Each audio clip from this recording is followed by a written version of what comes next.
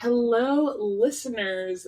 This is Three Girls, One Track back after not only a month-long summer break, but a little bit before that because you haven't heard from us for these past races either. Maybe Ugh. this will be released as secret scenes one day. But we are back. We're refreshed. What's up? We're reinvigorated.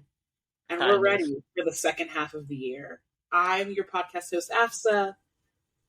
I'm Felicia. I'm back. And we're Three Girls, One Track to talk to you about this Formula One season from all angles. Since we're back in a new part of the season, since we're starting new, we're starting fresh, why don't we go around and talk about how we're feeling coming into the second half of the season? How are we feeling, girlies? How are we feeling? Despondent. Oh wow. Okay. Wow, that's strong. Dex, you want to talk about that? Some deep feelings. Let's elaborate. I mean, despondent. I guess I'm more so despondent in terms of the people I support. My drag race. Your people are having not the best time. Go ahead and state your people for the people. I am a Lewis Hamilton fan. Truly. This is a Lewis Hamilton Stan podcast. Yes. Let's start there. I also like Our man is Charles not doing Leclerc. well. Poor baby. I like Charles Leclerc, and I think Ferrari as a whole is just wash. I like Yuki, and I think Yuki's also kind of where I feel like this was just a horrible season for him. And same thing with Lewis. Charles, is it horrible? No. But is it good? No. It's just kind of like a black season for him so far. And so, yeah, I think those are my top three that I say every week. I'm kind of, my eyes, my ears are kind of perked up for them. I like other people on the grid, but those are my top three. And so, because those are my top three, I am despondent and I have no hope for the rest of this season or these 9 races. Wow. But I shall watch because I can hope. The no hope is crazy though, bruh. I mean, I have a little bit of hope that maybe we have a crazy, crazy race, and maybe one of them could win a race. I mean, one of them winning a race would be lovely. I mean, as far as winning the drivers' championship, it's. I mean, there's no one's going to win the drivers' championship except McLaren, and no one's going to win the constructors except McLaren. So, McLaren fans have to be ecstatic. They're up. Oh, you think so? But we have some post-race content. I have. For well, you. I will say McLaren fans who are just solely McLaren fans. If you are an Oscar fan or a Lando fan, mostly Lando fans, you might have a twinge of something a little wrong with you, but I think McLaren fans overall are pretty happy with how the season's going. Of course. Or maybe Zach Brown fans. Maybe they're the ones I should say. It's the fact that man has fans. They all have fans. Everyone has fans. It's just, I mean, yeah, of course. I'm just saying. It's just, I don't think he's worthy of a fandom, but that's his life. All right, so how are y'all feeling? I'm feeling good. We're coming into the second half of the season, and my main goal is to just have fun. I think that's where I'm at this point. My baby, he's not out, but he's down. And with the way Formula One works, he's out. So your baby being Max Verstappen, he is out, but he's out. He is out, but in theory, the McLarens blow up every weekend and Max clinches. So he's down. But until it's mathematically impossible, he's never out. That's what you should know. Heard. But I'm coming in having fun. I'm looking for some fun races, some fun overtakes, some fun crashes where nobody gets permanently hurt. That's what I'm here for. This only permanently hurt. Every other injury is just up for grabs. No comment. Okay. They happen. It's a sport. This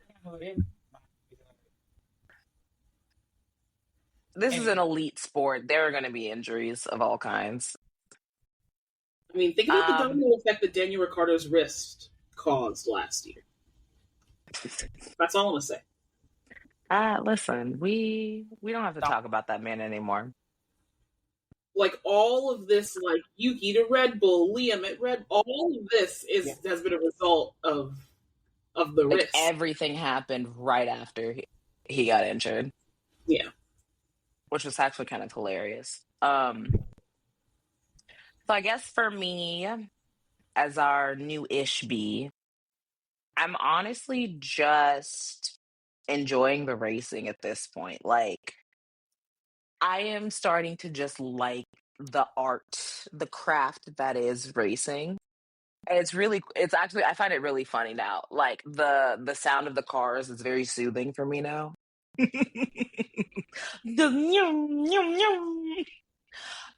But yeah, that's basically what I'm here for the rest of the season. I am personally rooting for our boy Oscar. I'm like, if no one that I really want has a hat in the ring, I will take Oscar. I will take an Oscar win any day. So I am rooting for Oscar at the moment. He is my contender. And I'm just looking for some nice little moves like Charles Leclerc gave me today. This race. Yes, that's what we're here to see. Because that was pretty nice. I can't lie. It was Charles, right? Yes, yeah. Beautiful, stunning. We'll talk about it. Now that we know how we're all coming into the season, let's talk a little bit about how these boys came into the paddock this week. With our fashion review, listeners, if you're new here, we do a fashion review with our Project Runway, aka our slays, and our what not to wears, aka our flops. And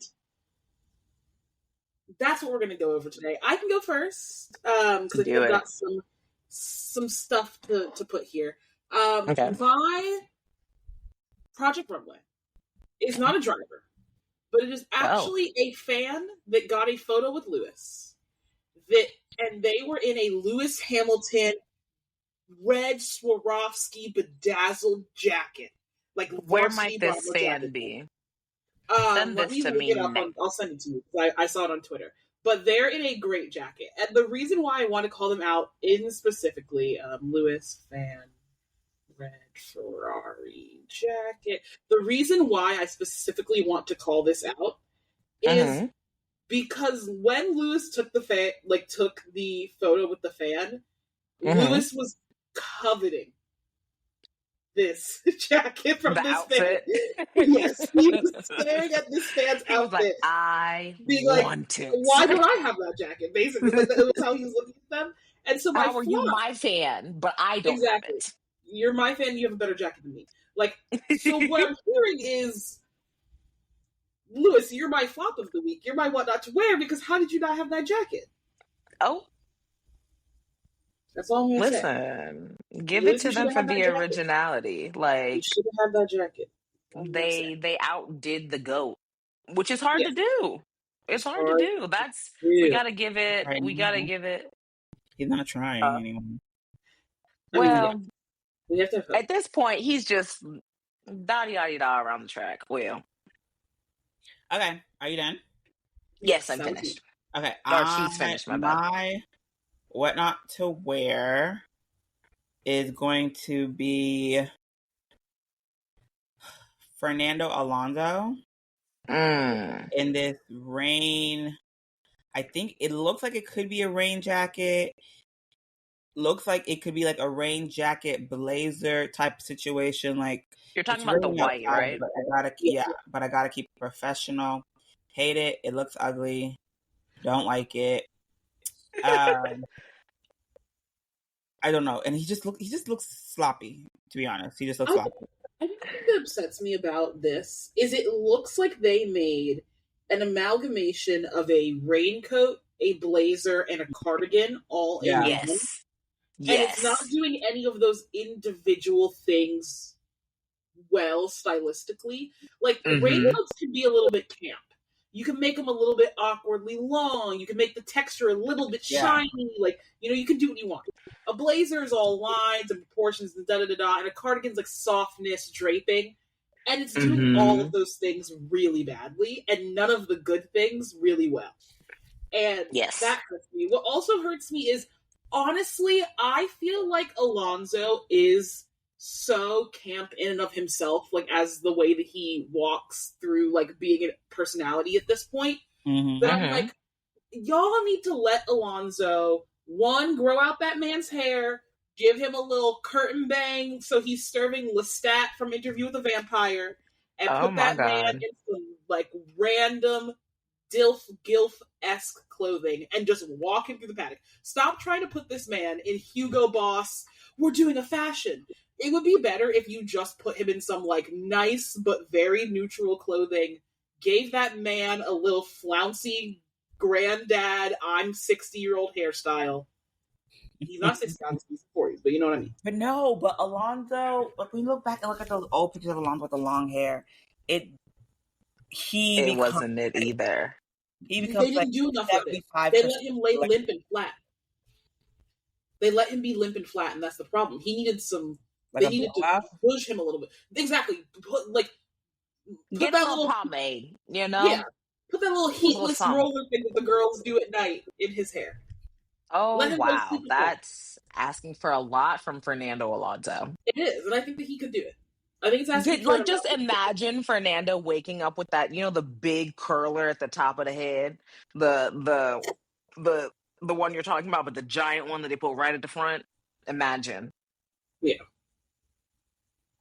Yeah. Right, what's your Project Runway again? I'm sorry, did I miss that? No, you didn't miss it because I don't have one. They all suck. Wow. I think the closest one I saw was maybe Pierre Gasly, but it was just a basic sweater and jeans combo. He's the one I've seen. He's the only person I saw that looked like putting in an ounce of effort. Only thing is, in that same, I don't know if y'all can find it, but in that picture, he's walking into the paddock with like a gray sweatshirt, some jeans, like white sneakers.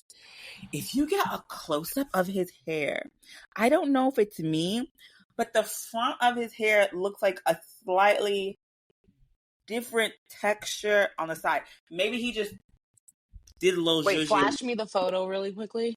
Maybe he did a little zhuzhing of the hair. But didn't he just get his plugs? Like a slightly different texture in the front than it is like in the side and the back. And no, Bex, you're completely right. You see? Bex, you're completely right. That front piece of his hair is like light brown. Yeah. And, like, either he didn't blow, here's what I think he might have done. He only blowed in the top front of his hair. Or there's something strange going on here, because those are two completely different colors of hair. That's what I'm saying. Or he only put product on the sides. That's what it looks like. It may notice he has like the top has fluff to it. The side has more like texture and like structure to it. I was like, did they take like? But lest we not forget, he just got his plug, so he might not be trying to put a lot of product on his plugs. But he may be trying not to put a lot of product on them. Those hair, I don't always remember. Like I've read about the process, but like sometimes they'll take like your hair follicles or something or re-put it. Maybe they didn't do it right. Maybe they got you someone else. They literally transplant, if I'm remembering correctly from what I used to read, they literally transplant a piece of your scalp from one part that has the hair and put it where the hairless bit is. Well, maybe they got it mixed up. They were doing two people at the same time. Maybe they. I think it's the product thing. I think it's the product. It was the first thing that jumped out to me when I was looking at him closely. I was like, his hair looks very like it looks like completely like if you just took like you covered it, it looks like two different people. Yeah.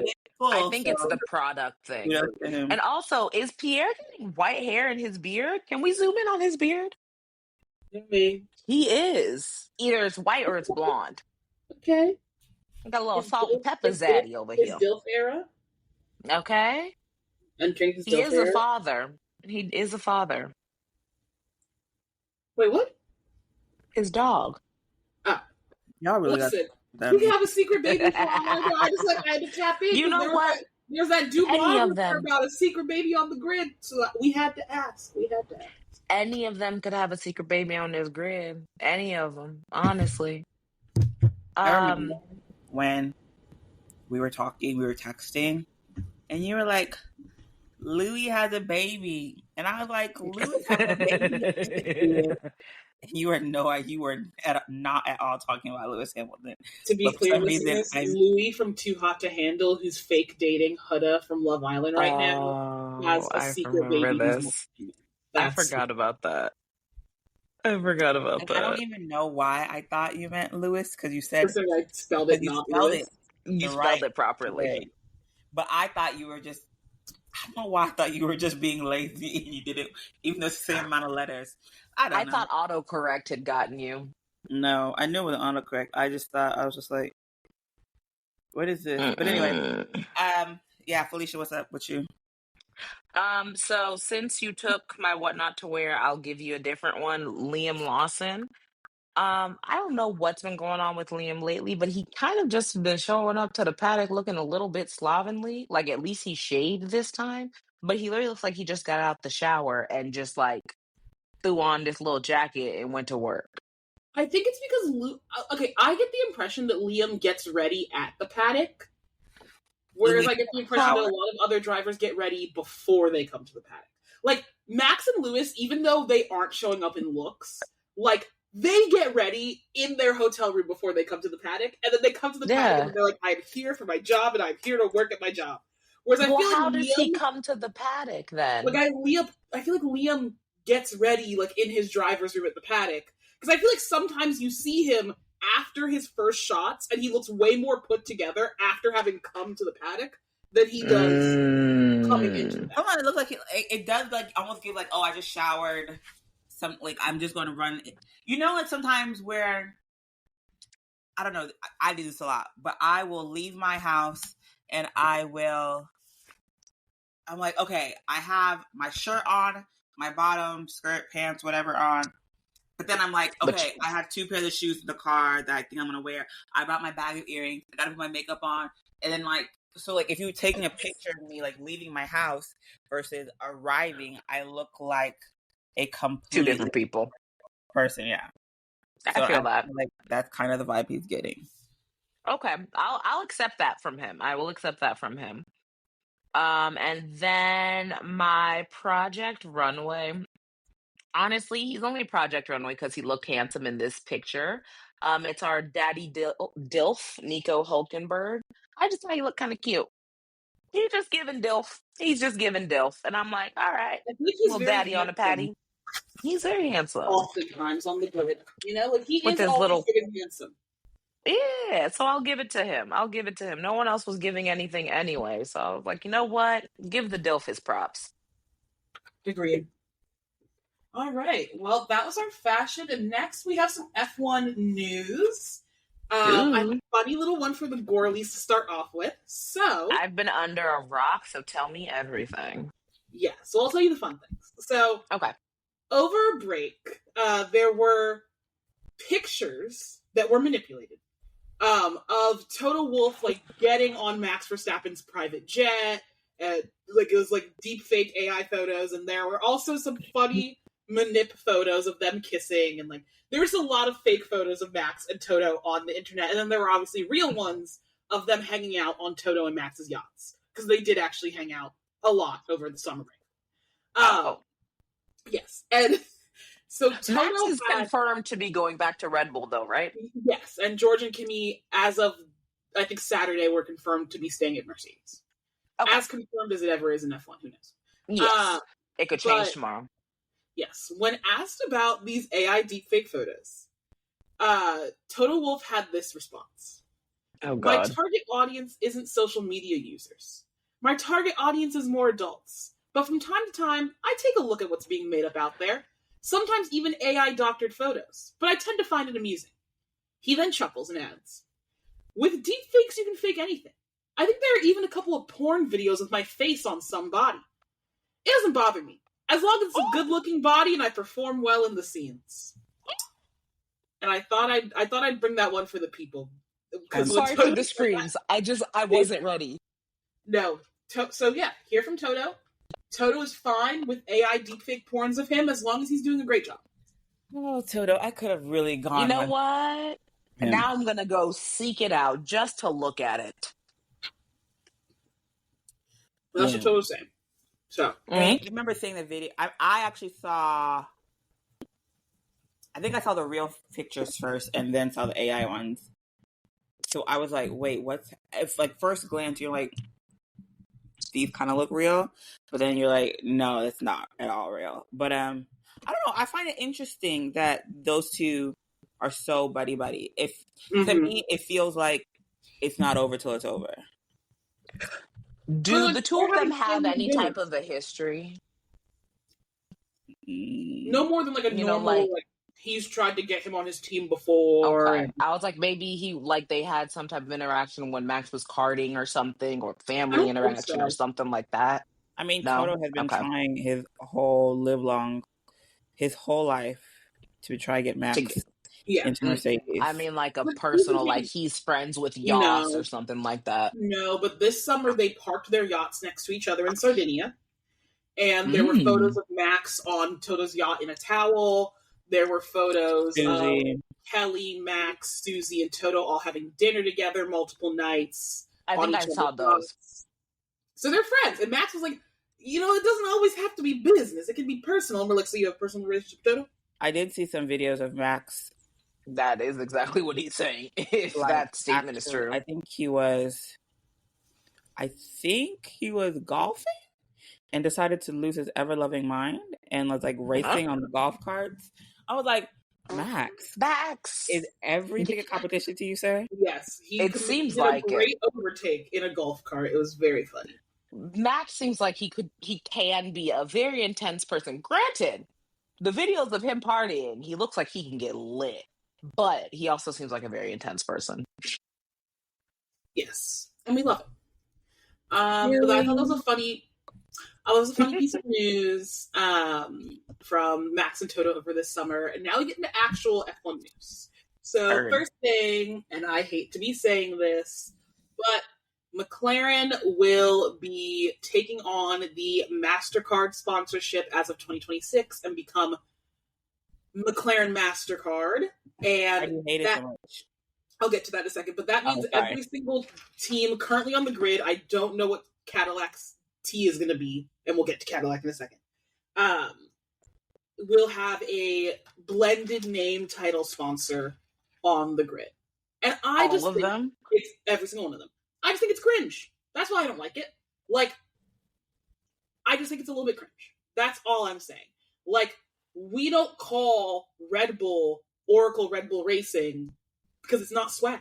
Like, it's not, you're losing aura with all of these. Ferrari lost so much aura when they had to plaster HP's logos all over their shit. Like, I mean, it really killed the look of the car. Swaggy because they had to do clashing shit for a title sponsor. I think that it's going to be lame as fuck to constantly get MasterCard pushed down my fucking throat. Have you, just a quick side note, have you seen the new, what they're doing for Monza? All right, and hello, listeners. This is just a small interjection from producer AFSA. I looked at socials afterwards and I realized that the blue that we're about to talk about for the Ferrari livery and design is a Niki Lauda reference. Shout out the kid. Love him. So ignore everything you're about to hear about us not understanding why they're doing blue. We now understand why they're doing blue. Enjoy our stupidity for the next couple minutes. Ferrari? No. But they're bringing back blue again. And someone in the comments was like, huh? Monza? Yeah. And someone was like, wait, where did you see this? Instagram? Yeah. Somebody in the comments was like, can someone tell Ferrari there are other colors besides blue that they can use? Please. Like, and then someone else was in the comments like, oh, there goes printer HP Ferrari or something like that. Yeah. Ew. I was like, this is what I mean. When it's like you are going to your home race, you are going to one of the Italian GPs, and you you have to fuck with your color scheme, your Italian ass color scheme, to satisfy your title sponsor? Why don't you tap into the yellow? Why don't we tap into the yellow a little bit? Because HP's not yellow. HP's HP's blue. blue. But the funny thing That's is, my I whole don't point. consider, like I think we've mentioned this in the past, when I think of HP, I don't think of a color. Why have they've demanded that this It's be just their a little color? thing. Yeah. I think the problem is that like, their official branding and logo is blue. Like It is. It technically is, but it's like, bro, we're in fucking Italy. You should have done this in Zandvoort, where everybody's already wearing orange and blue. I know. It was fine in Miami. It's like the thing is, it almost made sense when they took it to the U.S. because red, white, and blue. We get it. You were trying to do a thing there, right? But to take it to Monza, so it looks like I guess they do have some of the red, because like I guess the big thing like it's like, sorry, I'm stumbling over my words. The big thing is like they have a quilted pattern, I guess. Yeah. So that hat. But yeah, anyway, going back to, sorry, I made that little side note, but I do think it is kind of crazy that we are going from McLaren, like two of the like staples in F1 who held out basically the longest without like a title sponsorship name in the last 2 years, have just kind of quickly sold their soul. Yep. It's just basically so swagless. It's just so swagless, man. I hate it. Oh, the team used to wear blue. Like the garage used to wear blue. And that's fine. That's why I think they're trying to force this blue, not because of HP. It's like a classic thing. Well, no, they're lying about why they're forcing the blue. They're trying to give it a reason that's not just, it's our title sponsor's color. Yeah. Because if you look at this video, you see that the whole garage had like blue shirts on, which I get it, whatever. But I like the red. But the problem is that before, whenever they want to do a funky little color, they do blue, but they would do a yellow. They would do a white. They would do a this. They would do that. Now, every time you want to do a funky color, it's blue. It's because of HP rendering you fucking swagless, and that's you're sad. right. You're right. You got a point with that one. There's no swag anymore. So it's upsetting to me. But and then you know what else though? No. IBM is also part of why they have the blue. So it's not one but two of their sponsors. Yeah, because IBM is blue and white. I don't know what's gone into all of them. Wait, hold on. Because I thought, yep. Because look, remember their wing is blue, but it's not an HP wing. Interesting. The only sponsor that I think should get a say in color scheme is BWT and Alpine. Agreed. They are the pink of Alpine. And so they're the only ones I think who should get a say-so in the color scheme of their drivers or their liveries. I mean, Alpine needs to stick with the pink. Like, it's their look. We know this is your look. Like, don't try and deviate. Like, what are you doing? For real. There's a little just too much blue on the grid that it's like, we don't need more blue. Right? I feel like blue and green are very much like the colors. Well, actually, I think there's technically a lot of blue, but not really. When I see a blue, I'm only thinking of Williams because V-Carb. Red Bull is a fake blue team. Yeah, I don't really consider them to be blue. I consider it to be Alpine and Williams. Sometimes. But what do y'all consider? What do y'all consider Red Bull's color to be then? Well, Red Bull is, in my mind, like a really dark blue. Like I call it midnight blue. Like if you weren't paying attention, it almost looks valid. black. Okay, I can get that.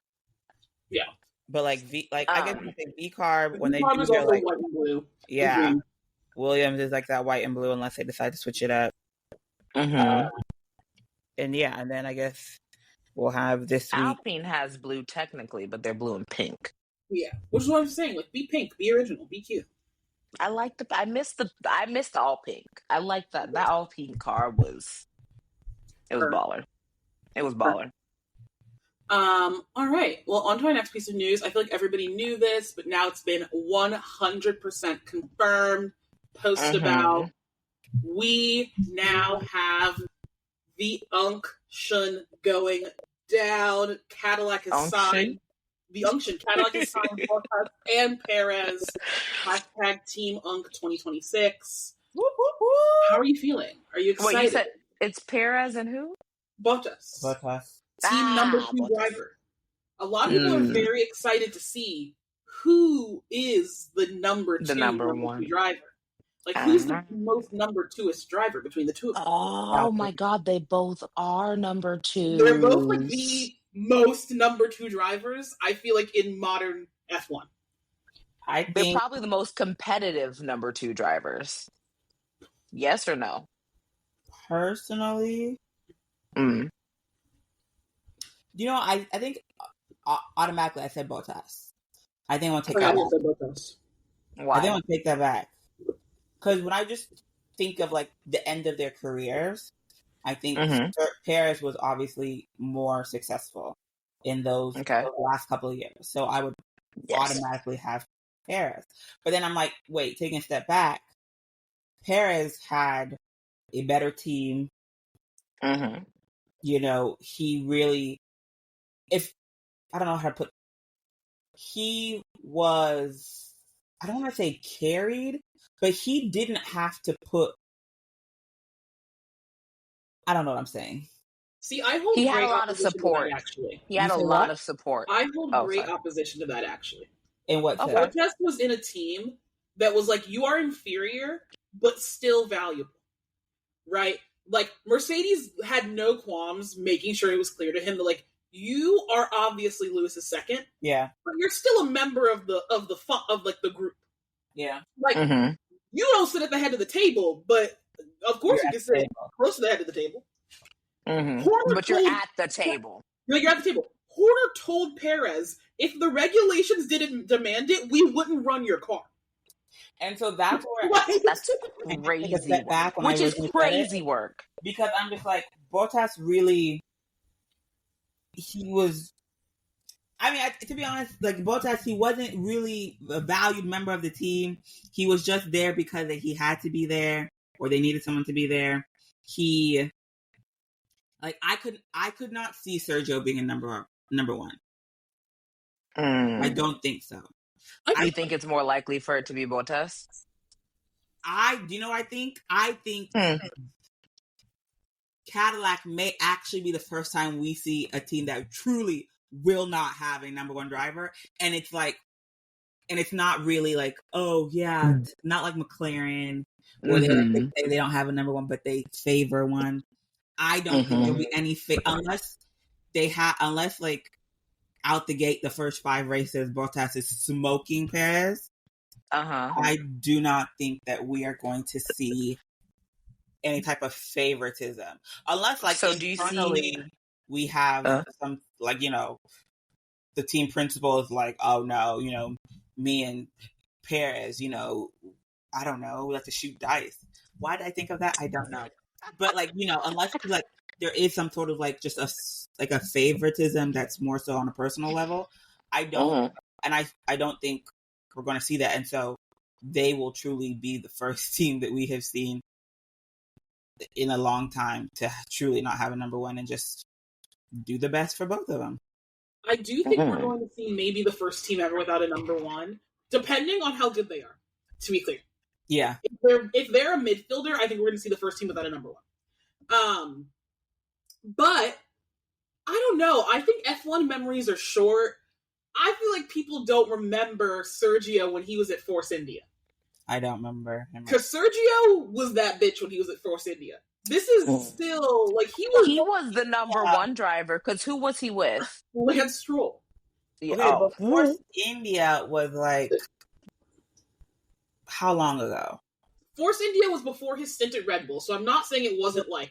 Was that like 2019? Yeah, like I'm not... It was like 2020, I think. So I'm not saying that it wasn't long. No, because it was before, because what's his name went to jail before 2020. No, but I'm saying his last year at Force India was 2020, because I distinctly remember that Sergio won that race with Force India during COVID. And Force India still was Force India after what's his name went to Yeah, jail even as when he took for over. like one more year, right? Yeah. Mm. So like Okay. I think that if you put them both in that car and it is not like absolutely opposing to Sergio's driving, which I think is critical, right? I think that the thing that really killed like Perez at the end of Red Bull is that car was two things. Dog shit, but dog shit in a very specific way that made it so that it was still drivable to Max, so he could like extract the best out of it because he was starting from a car that was at least like aligned to his general car preferences, but just bad at being a car. Mm-hmm. Whereas like those preferences are the antithesis to everybody on the grid's preferences. And so obviously Sergio's fucked. It's like, oh, this car is dog shit, and I hate its drive. So like, we're not doing well.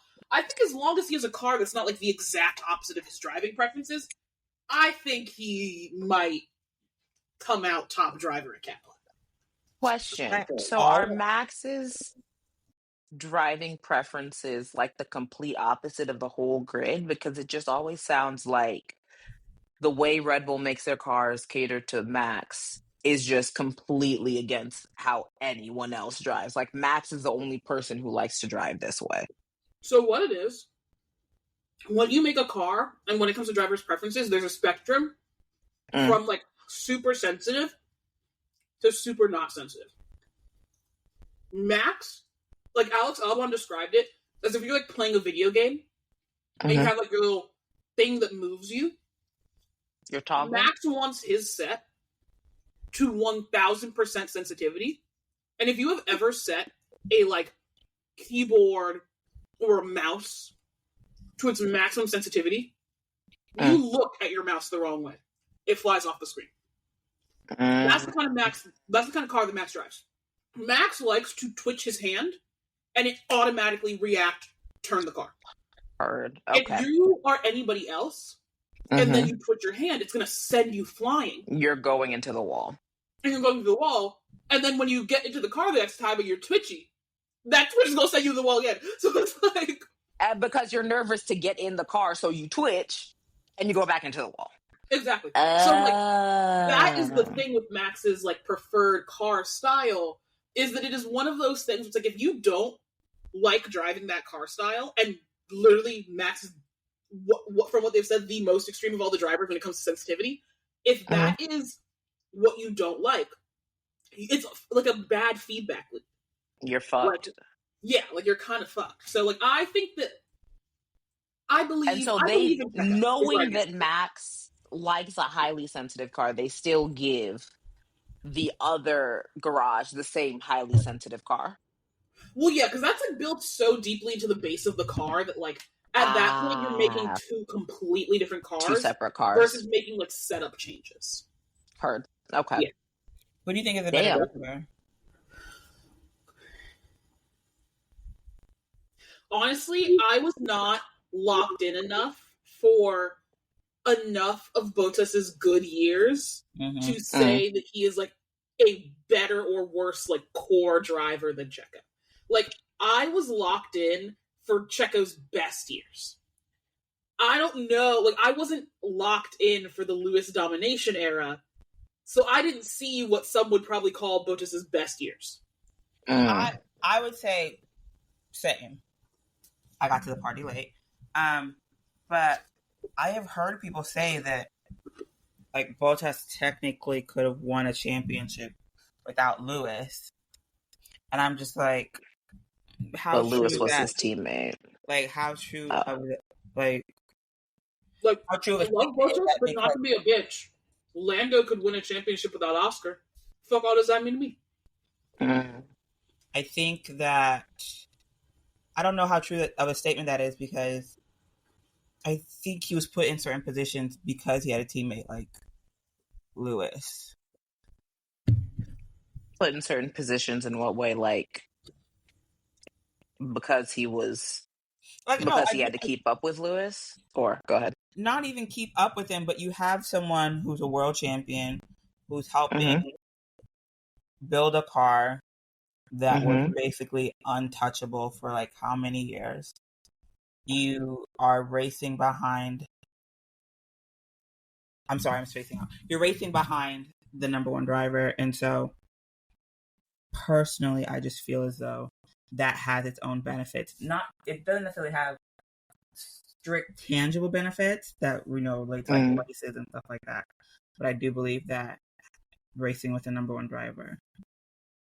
But also being a part of that team, it's not like they're gonna let you drag them down. They're gonna be like, all right, you better keep up. And Bottas could keep up apparently because he was there for so long. He wasn't there that long though. How long?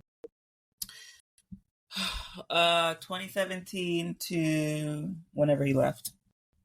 So 2022, I believe. That's still 5 years. That's a good amount of time. Yeah, because George and Lewis raced 2 years together, right? Yeah. So 2022. Yeah. So who do you guys think they should put as their number one seat? I couldn't tell you. Okay. Because also too, I have no idea what Cadillac is going to look like. Valid. Plus, it's also new regulations this year too. Exactly. So I'm like, I don't even know if I want to say anything about Cadillac. Exactly. Everything's a toss up. All we know, Cadillac walks up in there, Bottas and Perez are P1, P2 every week. Lord have mercy. I think could you imagine? Like you could potentially argue this is going to be a completely different sport next year. It is. And I'm spooked. I am a little bit. Based on what y'all have told me and what I've seen, it's going to be completely different, and it's going to be completely different. Sounds like it's going to be fun. Like you're going to have 2 new teams on the grid. No DRS. Yeah, new cars. Wait, so there's no DRS at all? They changed it to be like they changed DRS, so it's something else. It's like called Mom. Something. I'll look it up for you, but it's like the same concept of like improved aerodynamics at certain points, but it like works differently. Maybe we'll need to do a whole episode on regulations. I'll get to research. That actually might be a really good idea. Like, yeah. We'll do a 25 1. versus 26 regulations. God, that sounds awful. Or maybe just focus on the biggest changes, the main changes, and we'll go from there. We'll do some research. We'll pull it together. Any other big news? My only other big news is that with Cadillac coming in and with Mercedes confirming their lineup, our only open seat on the grid, last I checked. Oh, there's a few, if I'm not mistaken. There's only 2. I thought it's both V-Carbs and the Red Bull. I believe that technically the V-Carbs... Oh, wait, no, you're so right. It's both V-Carbs and the Red Bull. That is what it is. You're right, it's 3. Okay. Damn, Red Bull said we're just keeping Max. Everybody else is the toss-up. Oh, and they haven't confirmed Alpine. I think that's the last one. But like Alpine, I just don't know what they're doing. Yeah, they don't seem to know what they're doing either. Exactly. So I'm like, I'm not even paying attention to their top those 3, I think the big 3 that are up. I mean, when you're being led by Flavio, I think it kind of... Who even knows what we're doing, Yep. So, my question for you guys. Who do you think fills the second seat for Max? Because there's a lot of rumor and speculation that with our man Isaac performing so well, they could snatch his ass up. Am I a jerk for saying I hope they don't? He hopes they don't. Yeah. So, no. I'm like, Isaac is actually like, he's finding his footing. Let him catch his footing a little bit. He just got here. Literally. Don't crush his spirit 1 year in. I know. I really hope he doesn't. I think that unless we get something like a crazy shakeup, I think he's in Red Bull because Red Bull doesn't have anybody else. I don't think they're going to take Yuki again. I'm just gonna pray. I think Yuki's out, unfortunately, and I just don't think Red Bull has any other options. I don't think anyone's going to want to go to Red Bull. And so No, everyone's scared of going to Red Bull. That second seat is cursed. And so their only option is to kind of like force Isaac to get in that seat. I really hope they don't. But Liam has already been in that seat and proved he couldn't do it. Dang. Yeah. Yeah, so they really don't have anyone else. They have nobody. It is going to be Isaac. Because the second he starts performing well. Or they keep Yuki. I would say that is the other option to keep Yuki. We're ignoring that they could keep Yuki. Maybe, okay, so maybe what they might do is start doing test drives with Isaac, and if Isaac doesn't perform to Yuki's level, they keep Yuki where he is and try and build him up from there. Isaac would and have leave to Isaac purposely where he's not at. do well. I wouldn't blame him if he did.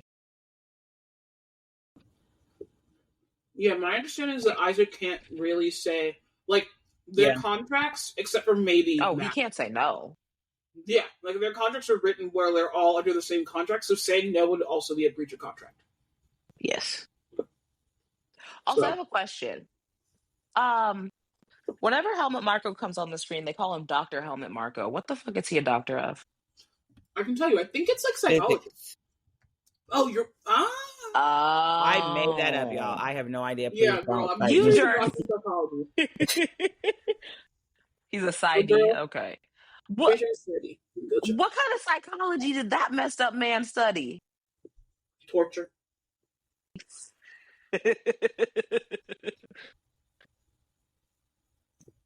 Oh, law. I'm done. Oh. You have a doctorate in law. Yeah, because when you have a Juris Doctorate in other countries, they refer to you as doctor. But that was all my news. Did you guys have anything that I missed? Any fun hot tea? I don't remember any hot tea. I was just kind of scrolling through my, wait, was this? I couldn't tell if this was for real. Mm-hmm. I heard that supposedly a 12th team was trying to apply for the grid on the 2027 year. Mm-hmm. I mean, yeah, I think that I forgot what team it is. Hold on. Caterham. I don't know if I heard that right. Go through for any time soon.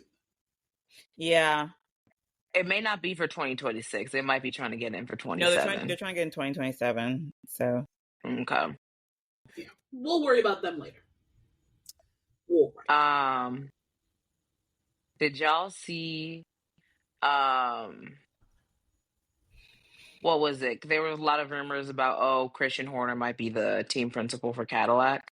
And Cadillac shut that down with a swift. Cadillac said, absolutely not. Cadillac, I loved it. Listen, be shady because no, Cadillac said we don't want that. Don't bring that over here. Don't bring that over there. Listen, good for them. Have they even announced a team principal? No. Okay, I didn't think Cadillac? so. Who did Cadillac announce? Let me make sure, because I could have sworn that they did, but maybe why they were getting questions about Christian Horner is because they didn't announce one. That's what I thought it was. Yeah. Oh, wait. Okay. Maybe it might not be team principal. No, it is a team principal. Graham London or Loudon. I don't know him. News to me. News to me. But all right. No, it says he's currently serving as team principal of F1.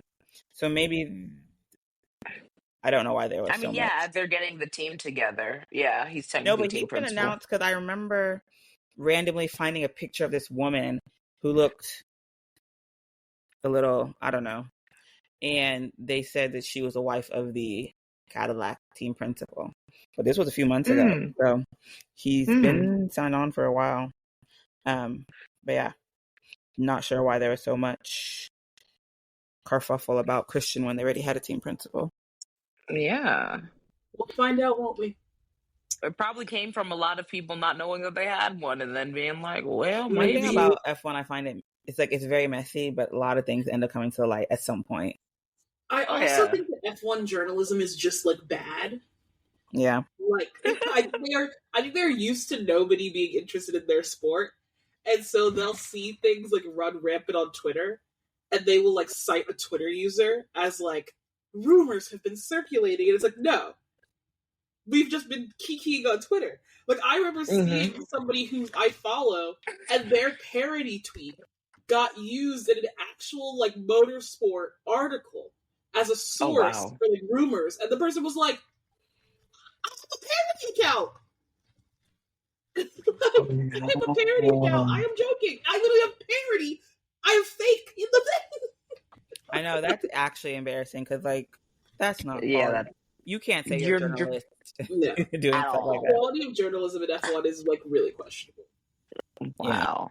But all right, let's hop in to this race weekend. This is the Dutch GP. We're going around Zandvoort. This is our last year at the Dutch GP. Everybody booed. Everybody booed. This is sad. I mean, it really... I don't know. Is there a possibility of it? Well, there is always a possibility of it going back, right? Yeah, there always is. There's always a possibility. Like, we haven't we not raced here before, like, the 2020s since, like, Lauda was on the fucking Oh, race? wow. Like, it's been a bop. That's a minute. Yeah, because technically you could say, I think Vegas was like a revamping. They had raced in Vegas before. They had raced in Vegas before Caesar's Palace. Yeah. That's different, though. I mean... Look up the Caesar's Palace GP, listeners, if you don't know. Oh, God. When it comes to Zandvoort, I think that there's been some good races at Zandvoort, but it's not one of those races that I'm like, oh my gosh, if it's not on the calendar, it's just like to be honest, like Singapore to me is like one of those races that I'm like, if Singapore is it has to be there. Yeah. I would love for them to take Singapore. That's my own.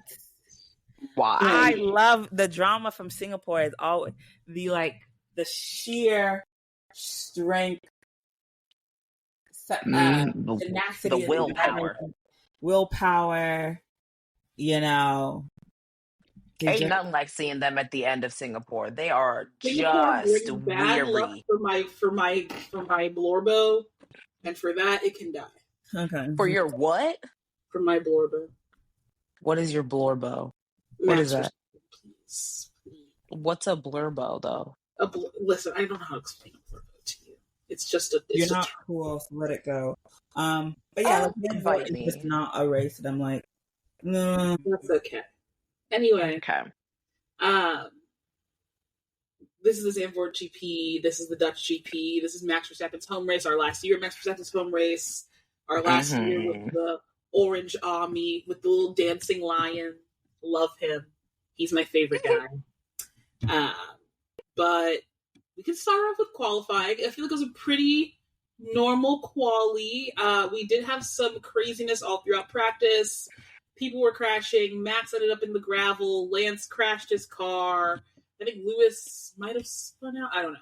Lots of things happened in practice that we don't cover. Lewis wound up in the gravel, if I'm correct. Lots of things happened in practice. We don't cover practice here. So... go look at that if you want to care about it. But in Q1, we start off with Lance crashing his car again. Just immediately. Pretty much immediately. He managed to get back to the pits, but he does not participate in Q1, so he's out. And Q1 was pretty general. Nothing really crazy happening except for Charles almost getting eliminated, kind of. But ultimately, he gets his bang a lap when he needs it most. And we have Stroll, Ollie Bierman, Ocon, Hulkenberg, and Colapinto all axed from Q. Bye-bye. Bye-bye. Bye. And in Q2, again, if you've listened to our podcast, you know about the Q2 phenomenon, which is that nothing ever happens in Q2. Ever. But the only notable thing here is that Charles saw a little fox on the track. I thought that was so cute. I love when there's little animals on the track, provided they're safe. That was a pull. That was a bop. that just triggered my mind. I don't know how I got That's that. because you You recognize reached. one of the greatest hits of the 2010s.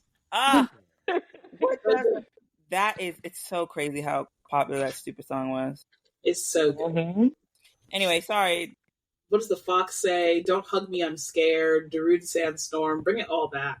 What? Oh God. I have no idea what some of those songs were you just named. Don't Hug Me, I'm Scared is a video series. You should go watch it. It's very fun. You know, I am what they call an old baddie. This is of your time, girl. I doubt it because I've never heard that. No, this is very of your time. Ew. This is the same time period as What Does the Fox Say? This actually might be a little bit older than What Does the Fox Say? And that might be the problem. No. I was a mere youth. A mere youngin'. You're an old baddie, but you're also a youth. Okay. That song came out like a decade ago. Okay. I don't know what I was. A decade ago, you were in your 20s. Yeah, but my early 20s. Don't do that to me. Clock it. I'm just saying. Clock it. I'm just saying. I mean, so was I. Like, let's be realistic. So was I. Anyway. And yes, early 20s, but whatever. This one was in high school. Oh my God. Help me, Jesus. But out in Q2, we have Albon, Gasly, Bortoletto, Yuki, and Antonelli. Sadly, no Q3 for our baby Yuki. And Albon will be starting P15. This is notable for our race results. Yeah. Also, I believe Ollie Bierman will start from the pit lane. Yes. They ended up not making curfew for his car. So, pit lane. Yes, that is correct. Wait, what did you just say? They didn't make curfew, like tweaking his car. Okay, that's what I thought you said, but I don't know. It made it seem like he missed. Never mind. Sorry, continue. Yeah, it's okay. No, it's okay. And then we have Q3. Again, not a super exciting quali. My main notes here, besides the actual final quali positions, are the McLarens were having a mid-off. They both set their benchmark laps and then couldn't improve, which is always disappointing. Get it together. But we had Oscar on top, Lando second, and Max and George. And was it Max or George? Max coming third, right? Cool, great. Yeah, and then we had Hodger qualifying fourth. Yay! Who? Oh, Isaac. Is it Hodger? Isaac. I was so proud. I was like, oh my God. I was like, we had the best weekend. What'd you say? Sorry? Listen, how can you imagine it feels to be Hodger? And the thing is, I just was scrolling, I think a couple days ago. No, it was yesterday, obviously. And someone was like, to see Isaac start off the season with crashing his car, not even being able to race his first race, to now being on the podium. Like, this is like a story. You're jumping ahead, and it's girl. not even like a crazy, like, oh, he was a phenomenon and he just, like, there were all these expectations on him. No, like, most people didn't know Isaac's name coming into the season, you know? And he has just slowly just progressed and done better, which is also why I'm so scared for him to go to Red Bull, because I just don't know if that, like, that same support is going to be there if he goes to Red Bull. I think, and to be, yeah, I don't know. So, but I'm just very proud to see Isaac doing well, especially when I think, did we make predictions on like who's going to be the best rookie? We did make predictions on who's going to be the best rookie. I think we said, I think that and Ollie. I said Antonelli. He's my baby goat. I think I said Ollie. Yeah, and Hodger has come in and he has really done something. I'm so proud of him. I just didn't think success could be found in that fuck ass Cash App RB. I know. We can kind of go into it later when we kind of talk about the rookies. But I have a question for you, so just ping me so that I can recall when we start talking. I mean, you can ask your question now. Oh, okay, then cool. So far, including this race, who's on top of the rookie podium? Okay, so to me, Isaac Hodger is easily Rookie of the Year. Like, I think that if we get to that FIA ceremony at the end and we don't get Hodger as Rookie of the Year, I'm going to be kind of gagged because I think the rest of the rookies have done a good job, but none of the rookies except for Hodger have exceeded my expectations of what they were going to do. So the only reason I'm saying I'm like I would, if I could split up the season so far, beginning and half, I would definitely give Isaac for the last half. But I think Kimi also was exceeding expectation in that front half.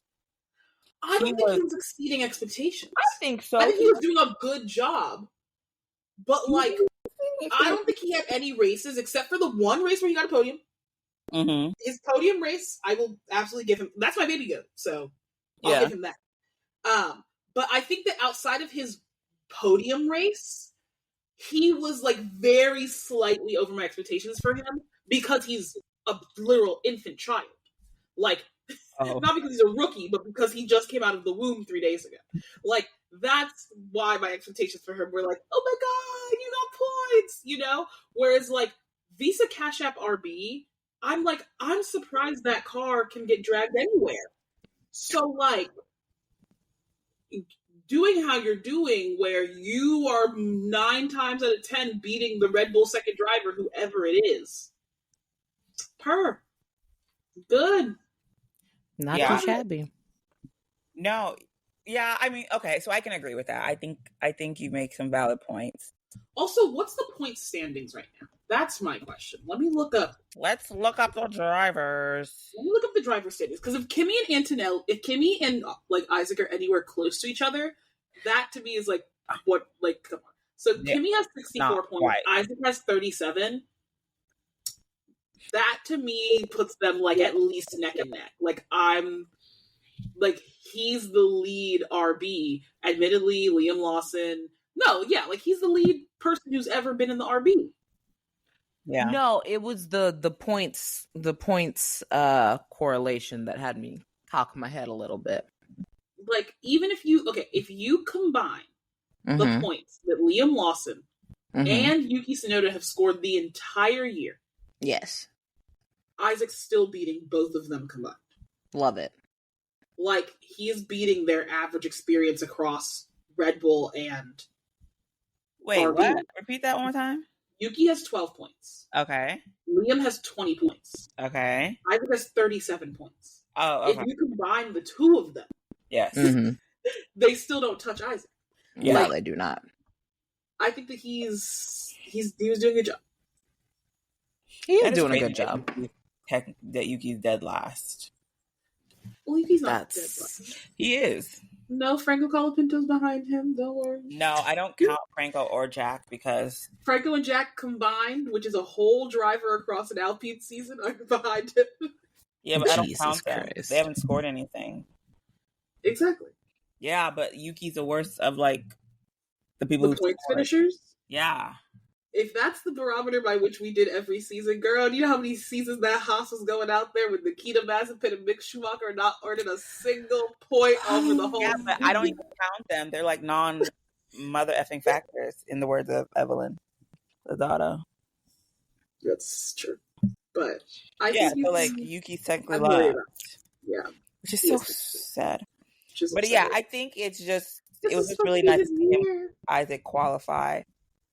Because I think also too, just having good races isn't enough. I think you also need to have good qualifying. I don't think Kimi has the best qualifying sessions. He had a few at the beginning that were pretty good, but I think Isaac, I could definitely say, is a little bit more well-rounded in making sure he's doing well in qualifying and the races. Yeah, so. So we're going to move on to the race, or we're going to move on to the race. We're going to finally get into the race. Yes. And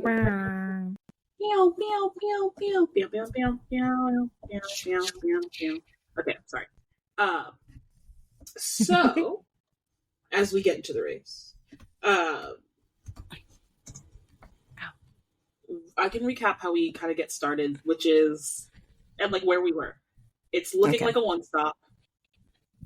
We're looking like 50%. How did they decide it was going to look like a one-stop? When all the rain, it was never going to be a one-stop. I don't even know. I like don't know why they decided it was going to be a one-stop. Because they were talking about rain in Quali, weren't they? Talking about it. It rained. People were like, it was like standing water in like the paddock area on the qualifying. Was it qualifying or was it practice? I forgot one of the days. But there was like standing water. And I was like, this is a lot of rain, a lot of water. I don't know.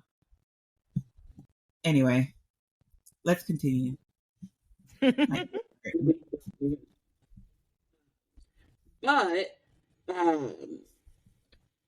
we were kind of kicking off with our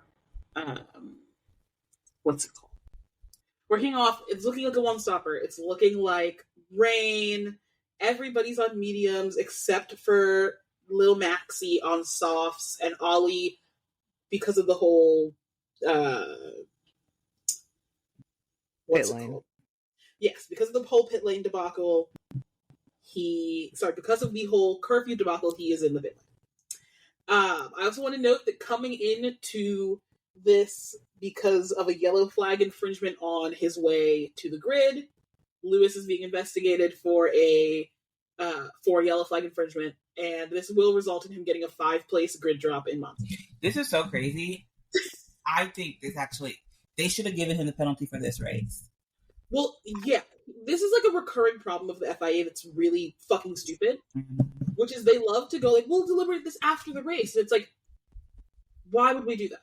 Yeah. Mm-hmm. Like, in what sense does it make to deliberate this after the race at all? I was just like, this is so crazy. This should have been a penalty for this race, and it should have been overinvested. But the fact that, first of all, I don't know how do you feel about this penalty? I was just like, isn't that a little bit too steep? I think for a yellow flag infringement. Because the penalty was for what again? Yellow he flag. like didn't slow under yellow flags on his way to the grid because I don't know why they had yellow flags out, but I guess he was speeding. Yeah. And it was only during formation lap, right? Yeah. My thing about like pre-race like sort of penalties is I think that like pre-race is like when you're doing your practice starts and you're getting your car warmed up and da-da-da-da. Mm-hmm.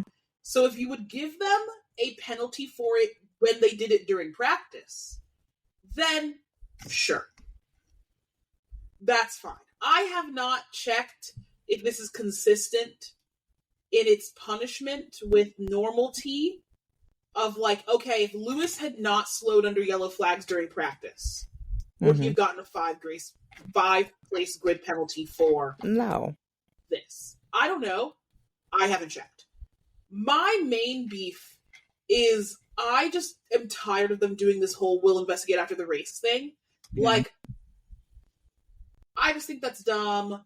I am not 100% out on it being something that's applied for Monza under my same adage of if he had done this in practice, he would have gotten a grid penalty.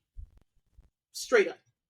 Mm-hmm. So I guess I can see how doing this not in the race gives you a grid penalty the same way doing it in practice, which is not in the race, would give you a grid penalty.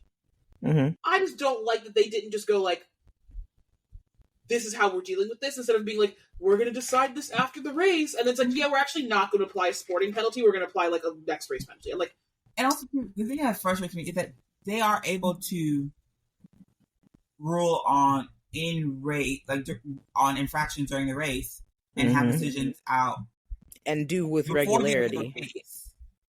I don't think they needed extra time to decide that he didn't slow under yellow flags. You knew that. Just give him the penalty and just. Mm-hmm. Like, why does it have to be announced after the race? I don't know. I'm not gonna lie, I do struggle with the FIA. There are certain things I think that need to be carried over into the next race. but I think it's actually not that many. I think it's like, unless it becomes like a crash or like severe, like behavior that needs to be punished, like, or, like, you know, doing something not making a dumb mistake. Basically, but I think not slowing down under a yellow flag on the way to the grid is not something that needs to be punished to the point where it needs to affect his next race. Am I biased against, you know, am I biased when it comes to Lewis? Sure. But I think I think I have this feeling when it comes to the other drivers as well. Except for like Max. Like, sure, give him all the penalties. Hell if I care. Okay. Relax. But yeah, I just feel like this is not something that needs to be carried on over to the next race. I think it's ridiculous. Yeah, I think it's a bit much. I think like it could have easily. I also think there's something to be said about like, what is the point in not just applying?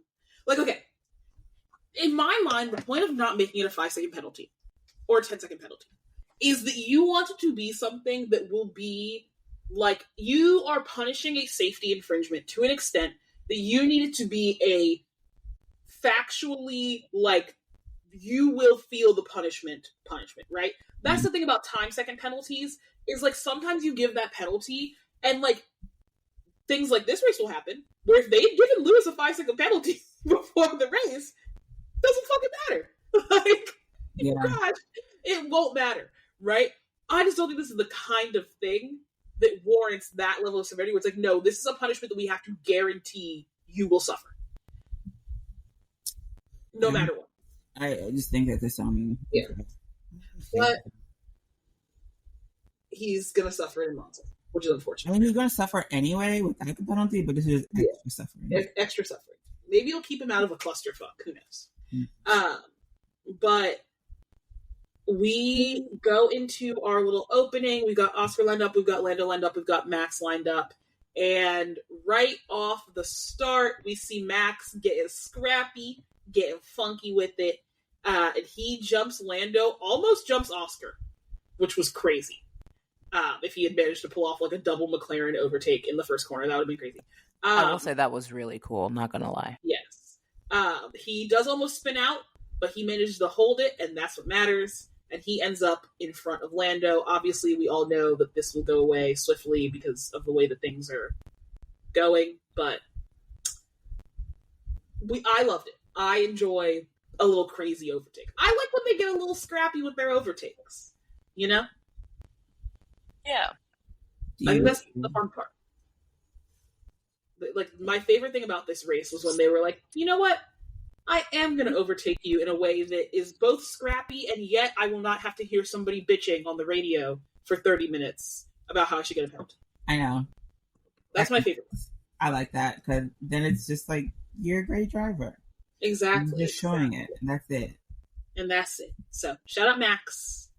Didn't matter, but love that for you. Also note, Alex Albon made up 5 places on the opening lap. Crazy. He started in P15, he was in P10 by the end of like the starting period, and George managed to get got by Charles. I sometimes forget that Alex is actually a pretty decent driver. Yeah, Alex is a pretty great driver, all things considering. He obviously has some complicated peers amongst which he is measured. Like, that makes it hard for him, but like, I don't know, girl. I think you put George and Alex in that Mercedes, things might get a little spooky. That's all I'm gonna say. I think things might get a little spooky scary. It could, actually. That would be quite nice to see. For many reasons. We could get George, Alex, Yowie, and on-track fighter. We could get both. Wait, are those the 2 that are best friends? Yeah. Okay. So, that would be funny. But, we also are getting rumors of rain. The rain didn't fucking matter, so I'm not covering the rain. Yeah, who was it? I think I first saw Oscar start complaining. And I was like, oh, I thought it was going to come down when he started talking about it. I was like, but it wasn't giving what I wanted it to give. It was not giving. I was hoping that it would cause a tire change. It caused nothing. I wanted chaos. I got chaos, but not quite in the way I wanted. Not because of this rain at all. The rain had nothing to do with chaos. So we have about, like, I say, like 8-10 laps of, like, Oscar and Lando. They're just pedaling around. They're doing this thing where, like, they're losing time, they're gaining time, they're losing time, they're gaining time. So we're constantly hearing about how Lando's making the charge to go and get Oscar. And it's like, okay, but they're just going to stay, like, a second and 7/10 apart for, like, ever. So pretty much. I don't, like, it is what it is. Bordello also lost an end plate fucking around with Stroll. People were feeling so sorry for, well, at least the few posts that I saw, people feeling sorry for Stroll. They're like, oh, so he's by himself. Like, by himself. Wait, what do you mean he's by himself? He was during, like, the driver's parade. He was standing by himself. Oh, well, he chose to stand by himself. That's what I said. I was just like, but everyone was acting like, oh, he gets such a bad rap. He's not that bad of a driver. And I'm like, this is what I feel like people are understanding. Lance is a bad driver, all things considered. It's not like the other F1 drivers ostracize him because he's a bad driver. Like, it's okay that he's a bad driver. The F1 needs bad drivers. Like, you need rookies and you need bad drivers. That's why you have to have the worst of the best. Yeah, that's why seasons that don't have bad drivers and don't have rookies are sort of like imagine we didn't have the rookies or Lance Stroll in this race. Imagine we never had Nikita Mazepin. Imagine Latifi, Nikita, and Mick were never on this grid. What would we have today? See, that's the thing. I don't even know Latifi. Oh, you know him. You know him in your soul. Your body has kept the score of what Latifi has done. I'm sure I have, but you're feeling the after effects of Latifi right now. Trust me. Trust me. Oh, yep. Now I remember. Yep. But Bortoleto loses an end plate fucking around with Stroll. We have some yellow flag stuff so that the end plate can get picked up. People are trying to get Bortoleto with an unsafe driving around penalty. I don't think that ends up amounting to anything because it gets resolved pretty quickly. So we love that. Once again, nobody's taking the reins seriously, so we start getting some pitting around lap 15. You know, life's so fun. Nothing is really happening. We still have Oscar and Lando on their bullshit. And then lap 23, it all goes wrong.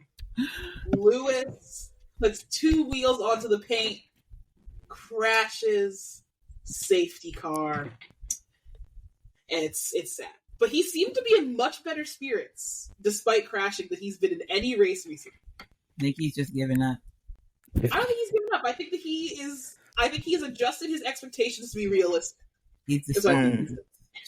Not despondent. He said this year we're just driving. How did it feel for this moment? I was quite okay. So let me take you through it. I'm sitting in bed because I had to get up to go to church because I am a church girl, and so I am like watching the race. I have it muted because it was just too much noise that early in the morning. But I'm watching it. I'm actively watching it. And then I look at my phone real quick. I look up. I'm like, what's happening? And then I see a red car, and I'm like, oh, Charles crashed. That's so sad. Oh, no. But you see that yellow helmet. Then you saw that yellow helmet. See, I was like, I know you fucking kidding me. You have got to be kidding me. I was like, what did he do? So then I had to rewind, put on the volume. I was just like, sir. Literally, no. No. What is going on? And then I was just like, you know what? I need to stop. I need to regroup, recalibrate. And so, yeah, he just brought out a safety car, crashed. It was very sad to see him walking back with his head hung. Yeah. It was sad. I mean, it was just really sad. And I was just like, geez, dude, we're supposed to be doing better this after the summer break. You But it's okay. We'll bounce back or Roscoe. My bad. Yeah. Wow. We'll bounce back at Monza. Speaking of Roscoe, though, Roscoe had a Vogue shoot over the summer break. I forgot to bring it up, but he had a little Vogue shoot. A little handsome boy. Yeah. That was interesting. But Lewis brings out a safety car. I would also like to say, of the drivers who crashed or DNF'd on track, Lewis is the only one who managed to make it out of that goddamn track back to the paddock. And for that, he is lucky. Because what do you Lewis mean? is the only one who got to go. Because when the people who will discuss got there, they got stuck on the track because if you leave and like go a certain way in the track and you don't go like the most direct way to the paddock, there's no tunnel for you to like get out. There's no like nothing. Because like I don't know if you saw one person, there was one point when the third person who crashed just sitting on the grass, but then they flashed to the second person who crashed, and I'm like, what? I saw the picture. Just sitting on the grass waiting. Yes. Like, but Lewis got to be saved. Lewis got to make it to swiftly. Yeah. So Lewis was safe. That's good. But during that safety car, obviously people start pitting. I want the record to show. Poor boy Charles Leclerc had just pit a lap before Lewis. Yep, I sure did. To him, so he got fucked. But we obviously get everybody coming in for pitting. Only notable pit thing here is that McLaren decides to double stack. And my favorite thing about double stacks is seeing are they going to fuck the person in second? The second. And they did. Yep. Because they fucked up Lando's pit stop by he had to wait a little bit. So McLaren should have told him to build a little gap. Didn't matter at the end of the day. And it didn't end up. But for now, it didn't matter. They fucked him up. Yes. We get everybody back out there. The safety car goes away. And for some reason, Lawson and Carlos decide to have a mid-off, fighting for 7th. And they end up hitting each other. And both getting punctures and needing to pit and just walking around the track, slow ass speed, barely even making any movement, but they managed to get back to the pits. And there's a part of the track where if you're going a certain speed, you're basically impeding everyone behind you, right? I mean, they'll just go around them. Like, the thing is, like, when I say that they are, like, basically, like just trundling their cars along, like, they're off the racing line, so, like, yeah, it might suck if you encounter them at a corner where you were going to overtake, but, like, otherwise, they're, like, basically just, like... Just putzing around. Yeah. So they make it back to the pits, they both end up with new tires, and they both get noted for this collision. Sainz will end up getting a 10-second penalty for this collision, which... His radio was hilarious. I'm not understanding what happened in this collision. His radio was hilarious. I don't understand how that was Sainz's fault at all. Neither does he. We're all confused. The commentators are confused. Carlos is confused. I was confused. The engineer was confused. Watch Lawson crash Carlos.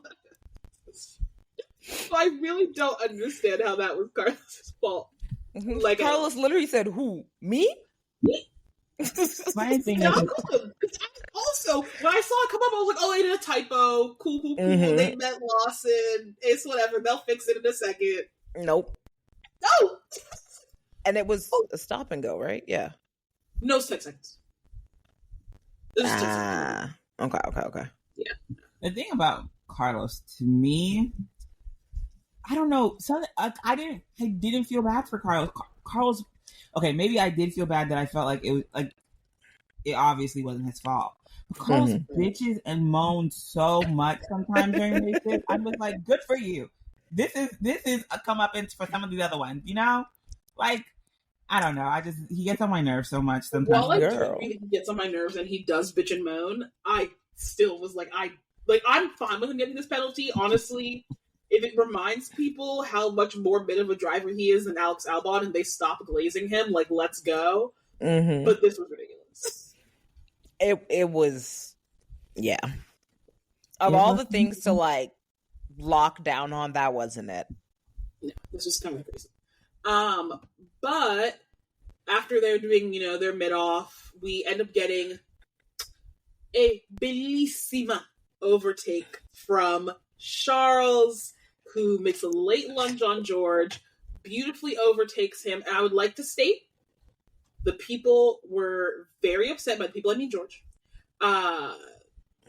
And some of the commentators felt that Charles should get a penalty for overtaking off the track.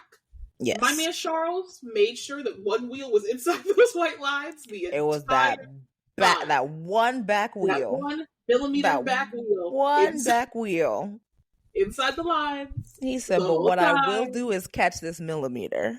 Exactly. And for that, I love him. It was such a good overtake. Once again, I love a scrappy overtake. I love a little zoop zoop. And he got that done. Now, is there any very daring that can stop George from bitching on the radio? Of course no. Not. But he did his absolute best. So, I love that from Charles. I don't think George they're going immediately to do saying, it for overtake of the month, but I hope they do. They should. George immediately said there's no way he was on the track. Well, he was. And the only way, George, that you would feel confident there's no way on the track is if you closed the door and didn't leave him space. What you trying to say, George? So how did you know, George? Exactly. So, Senor Russell. Make the overtake. That will end up not mattering, but that's okay. That's okay. Next up, we start to get a little bit more insight into the McLarens having a mid-off. Lando gets the message that they are not going to be able to beat Oscar with their pit strategy, and that they're going to have to beat him on track. Yep. Gasp. Beating Oscar. We all know what that means. Oh, no. But yes, there's like a series of messages about this between the two of them. It ends up being decided that he's just going to have to catch him and pass him if he wants to pass him. So he starts pumping in laps, and they end up doing this thing where they're like putting around like 1 second apart, 1.3 seconds apart for like the entire race. So they keep doing this as they always do. Lando ends up in Oscar's dirty air, and then no overtake ends up happening for laps and laps and laps, no matter how close he gets. Which I think is crazy. I think that like you gotta get it done, girl. Yeah, to get it done. Make something happen. And while we're watching that mid-off up front, we get Italian on Italian crime. And Antonelli T-Bone Charles. Italian on Italian. Ferrari. Italian. On Ferrari. Oh, Ferrari. I didn't know what you meant, but I was just confused because I didn't know that man was Italian. Yeah, Antonelli's Italian. He's like a very famous. I know he's Italian.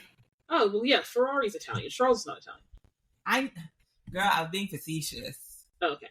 Anyway, we've witnessed Italian on Italian crime. Oh, my little sarcasm. Yeah. We watch Italian on Italian crime, and Antonelli T-bones Charles, sending Charles careening and out of the race at the same corner that Lewis did, notably. So that sucks for Ferrari. My thing is just like how he managed to just T-bone him. So Charles was taking the actual racing line, which because it's banked looks really fucking weird. Yes. Which is going on that like little up part, which is how Lewis managed to crash, right? Lewis went too much on the far racing up. line. And Charles was on the racing line. And Antonelli took not the racing line because obviously he was trying to pass him.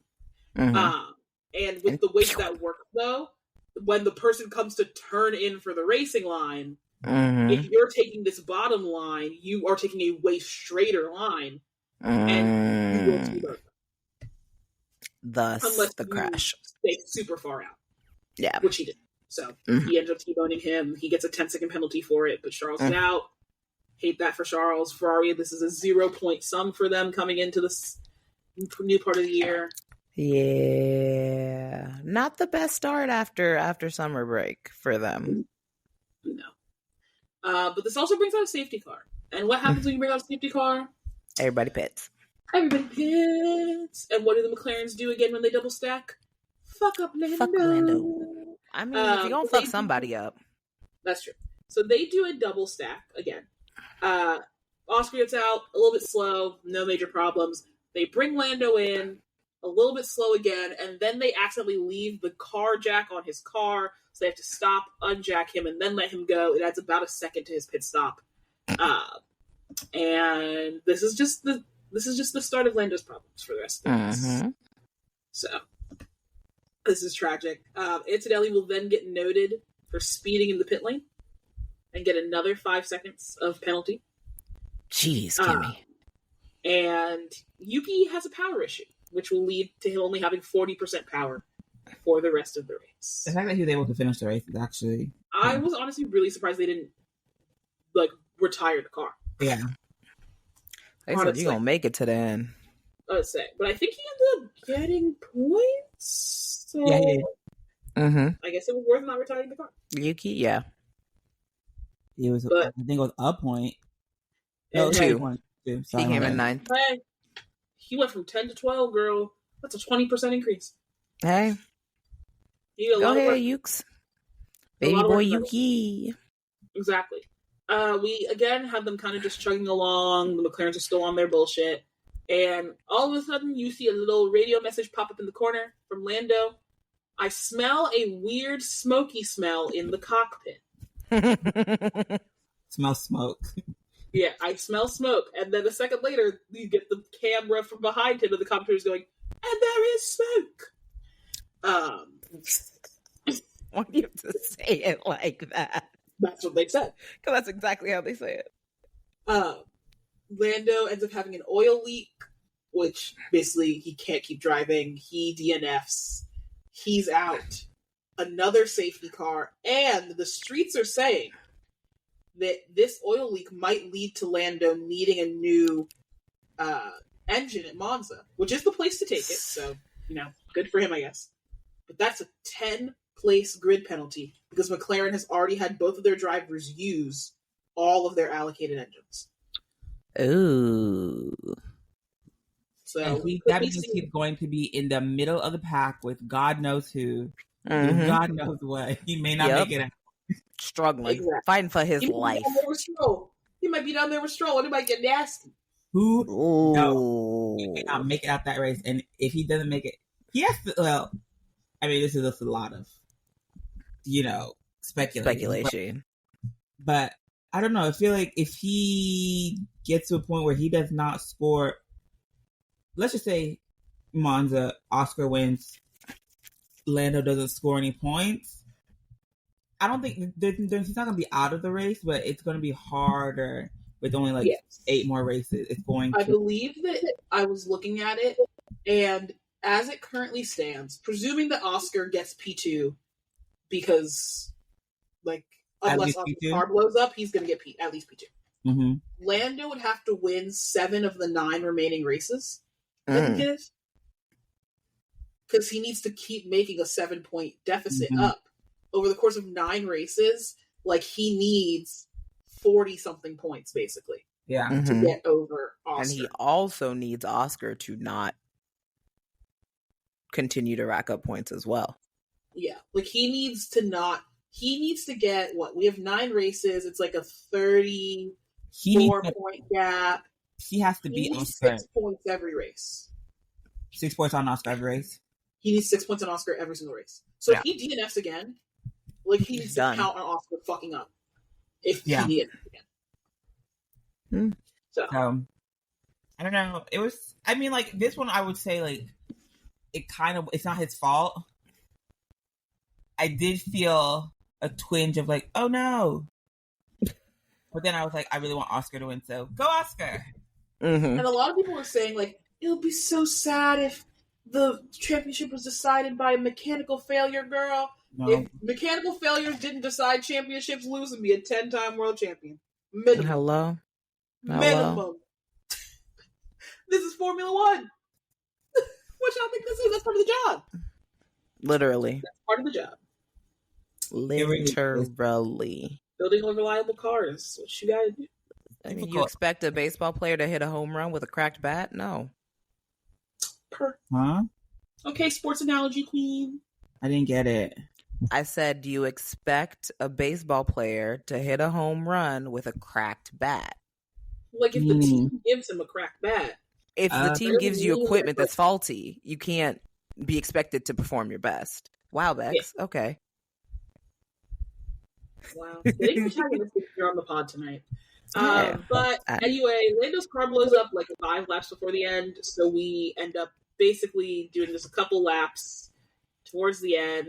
There's hope that Max passes Oscar. That's not happening. Just watch Charles on the hill. We just watch Charles and Lando, who has not taken off his helmet because he is most certainly crying behind his helmet. Yep. Just sit on the hill, watching the race, watching their dreams go up in flames. And we end up... And they sat there until the end of the race, right? Yeah, they had to. They had to. There's not like a tunnel to get back.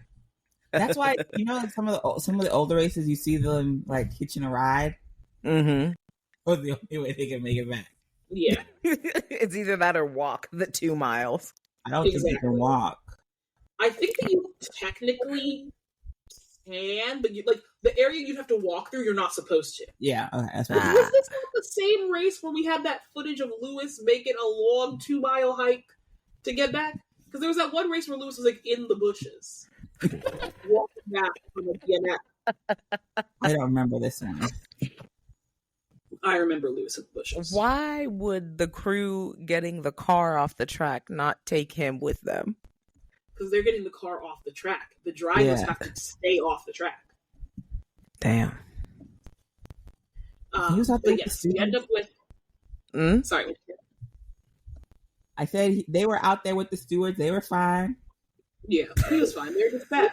Leclerc was trying to listen to the race on his phone. He was... Where did he get the phone? That was also my question, was where did he get the phone? Because I'm not going to... I feel like they probably have their phones on them somewhere. I don't think they have their phones. I don't think so. I don't know. If nothing else, that's weight. And they are down to the... Valid. And also, too, God forbid there's a crash.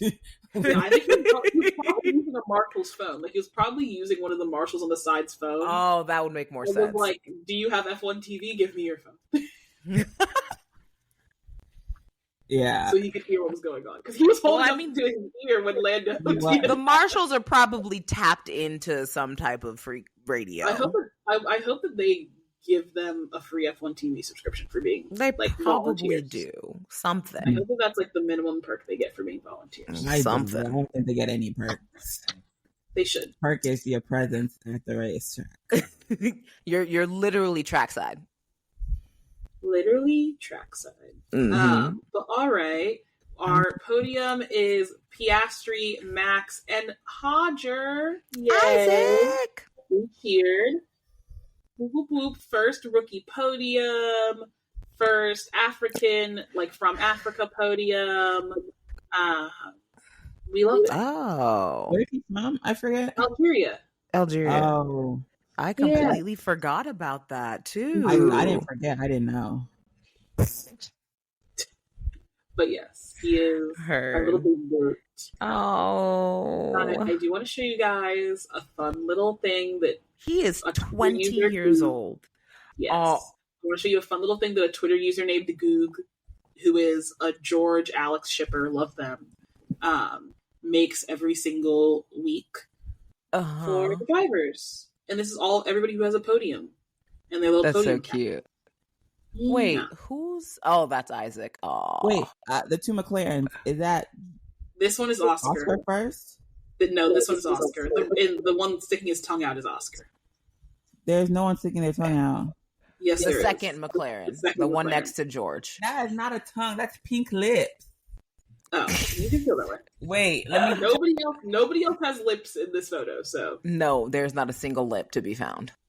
Oh, I guess that is a tongue if I turn on my brightness. And Lando is the first one, hence why he's looking disgruntled. But doesn't Lando have straight hair and Oscar have a little curly wave? Are you smoking crack, Bex? What? Have you seen that? I guess not. Girl, look up Lando Norris real quick. What are you talking about? Wait, What Lando the has hell? curly hair. I don't think I've ever noticed. Girl, what the hell? Lando's got the tousled We wave curl literally situation have going made- on. Yeah, we literally have made fun of Lando before for his overly intense Oh, he wet does hair have color. curly hair. Girl. My bad. Oh You're my correct. God. Girl. I don't think I've ever noticed.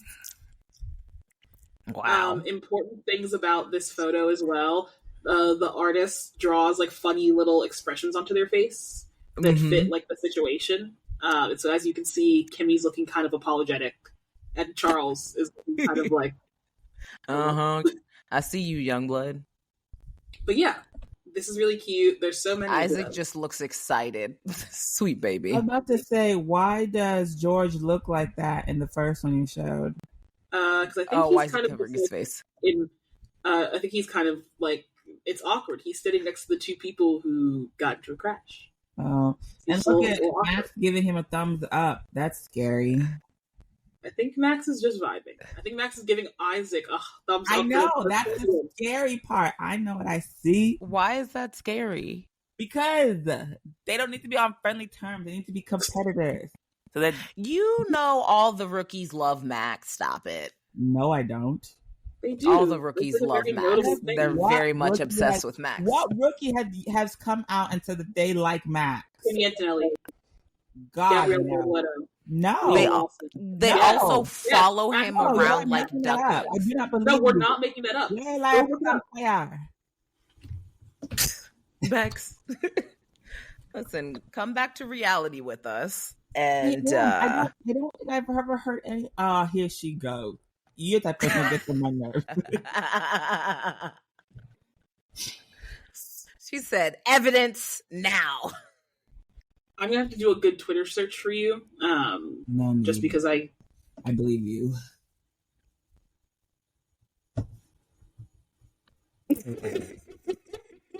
Asa. Hey, great. Stop it. Got it. They love him. They want to have his babies. Oh my gosh. maybe. And I They hope might. They can. Yeah.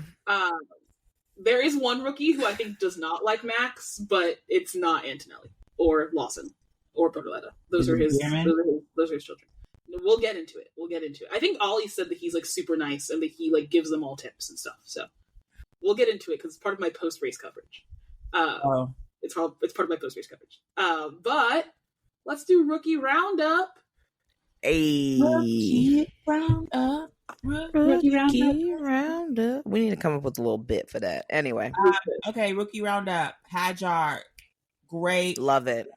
Antonelli. Rookie sadness. goat. Sad day, but Ollie. friend. Where was he? He got points, girl. He was at the points. He got like P6. Ollie got Ollie was like 6 or 7. Hold Yeah, on. but like, He started pit lane. He went pit lane to P6. Hello? Sure. Okay, I guess he had a great race, but it's like no one's going to remember this race. No one's going to remember anything Ollie did in this race.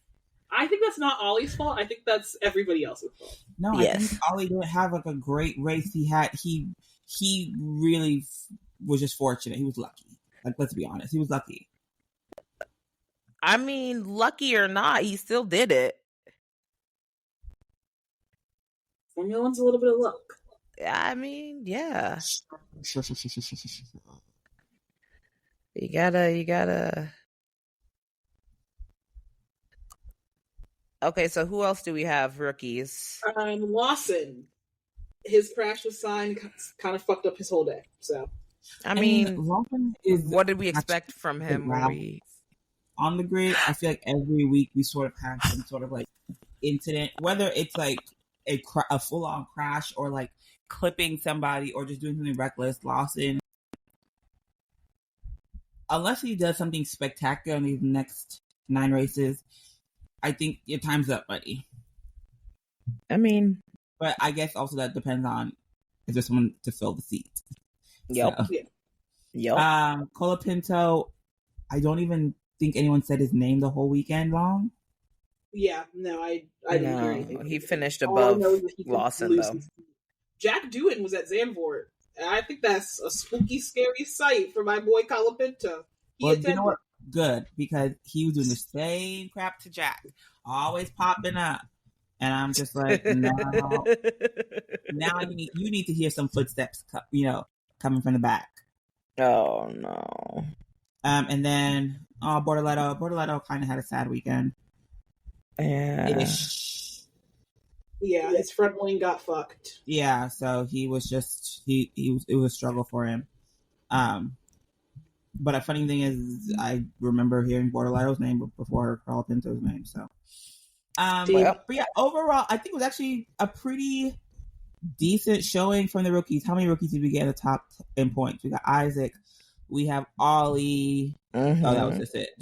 Just two. Yeah. Kimmy but Wood. Colapinto and Lawson were just outside the points. Yeah. I will say Kimmy would have been the points if it wasn't for his penalties. Yeah, probably. Yeah. So that 15-second got him hard. Harsh. Hard. So yeah, I don't know. This was an interesting week because I feel like outside of Colapinto, all the rookies had something going on. They were movers and shakers. Hey, listen, they had their elbows out. Yeah. Especially Isaac. Especially Isaac. Love that for him. But that was race. Let's talk a little bit post-race. We already saw our cute little podium photo. We love that. Mm-hmm. There is a clip going viral from the post-race things because they're asking Isaac about like moving up to Red Bull. They're like, oh, would you want to work together? Da-da-da-da. And Isaac basically says, like, I don't want to be next to Max. I don't like him. And it's going viral because a lot of people are like, Isaac used to be a Lewis shooter on Twitter. Isaac got into shit after AD21 because he was fighting bitches on Twitter. My boy. Left and right. He has a famous now deleted tweet where he says, Max P19, Lewis P1, that's all. So the people are speculating that he might not like Max. But he was also talking nicely about Max directly before he said, I don't want to work with him, so who knows? I can understand, like, hey, I like you, I respect you. I could not imagine working with you. Yeah. So please don't promote Isaac. Please let him be free. Leave Isaac where he is. Leave that baby where he is. Let him get nice and comfy. Let him get a couple more podiums while y'all figure out what to do with that. To be honest, hunk of junk. Truly, I don't want Isaac in that Red Bull seat now, ever. As long as Max is the number one driver in that team, Isaac, don't go near it unless it's your last saving grace to be on the grid. Hi, baby. Hi, baby. Guys, I'm holding up Lenny, my roommate's cat. Lenny. He's purring very loud. Scary cat. Let's see if I can Lenny's get him. so sweet. Lenny, do you have anything to say into the mic? Nothing to say, Lenny? Okay. You can Lenny go now, ain't got nothing to say. Bye, Len. But I agree. He should not be promoted to Red Bull. I think that will ruin his career, like I think it has ruined Yuki's, and that would be sad. I think he has more potential, possibly, than Yuki, at least from what I've seen. You know, and so I would like to see that really like catered to, and not just hasn't had his light stamped out yet. Exactly. And I just don't want him to be like an afterthought out of a team. I want him to be like, we're actually fighting for you to get a podium. Exactly. Speaking of Isaac, a couple other post-race things. Him and Lewis are being cute on Instagram. Lewis commented legend on his post and also congratulated him. So very cute. And also he broke his trophy. And not in the Lando Norris way where he fucking slammed it down and then was like, oh my god, I broke it.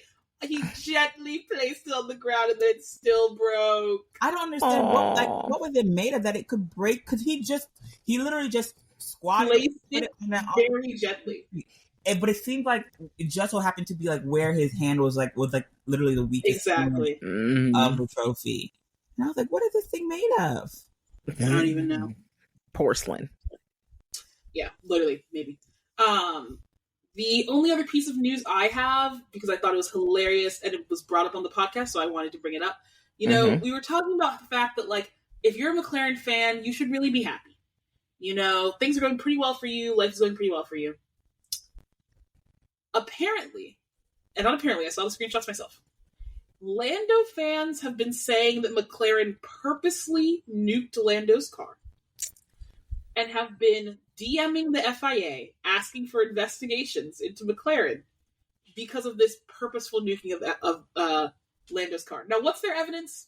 Before/during summer break, Zach Brown was saying this championship's probably going to be decided by a mechanical failure or somebody making a mistake and crashing out, da-da-da-da-da.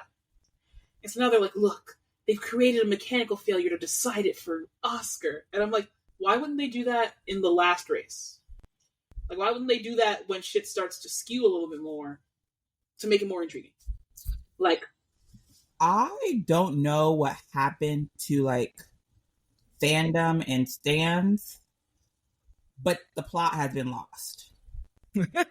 I don't, like, to be, like, I miss the days where your standum made sense. Like, where you could stand but still be somewhat logical. You know what I think it is? I think that COVID forced a lot of a lot of people were talking about our children.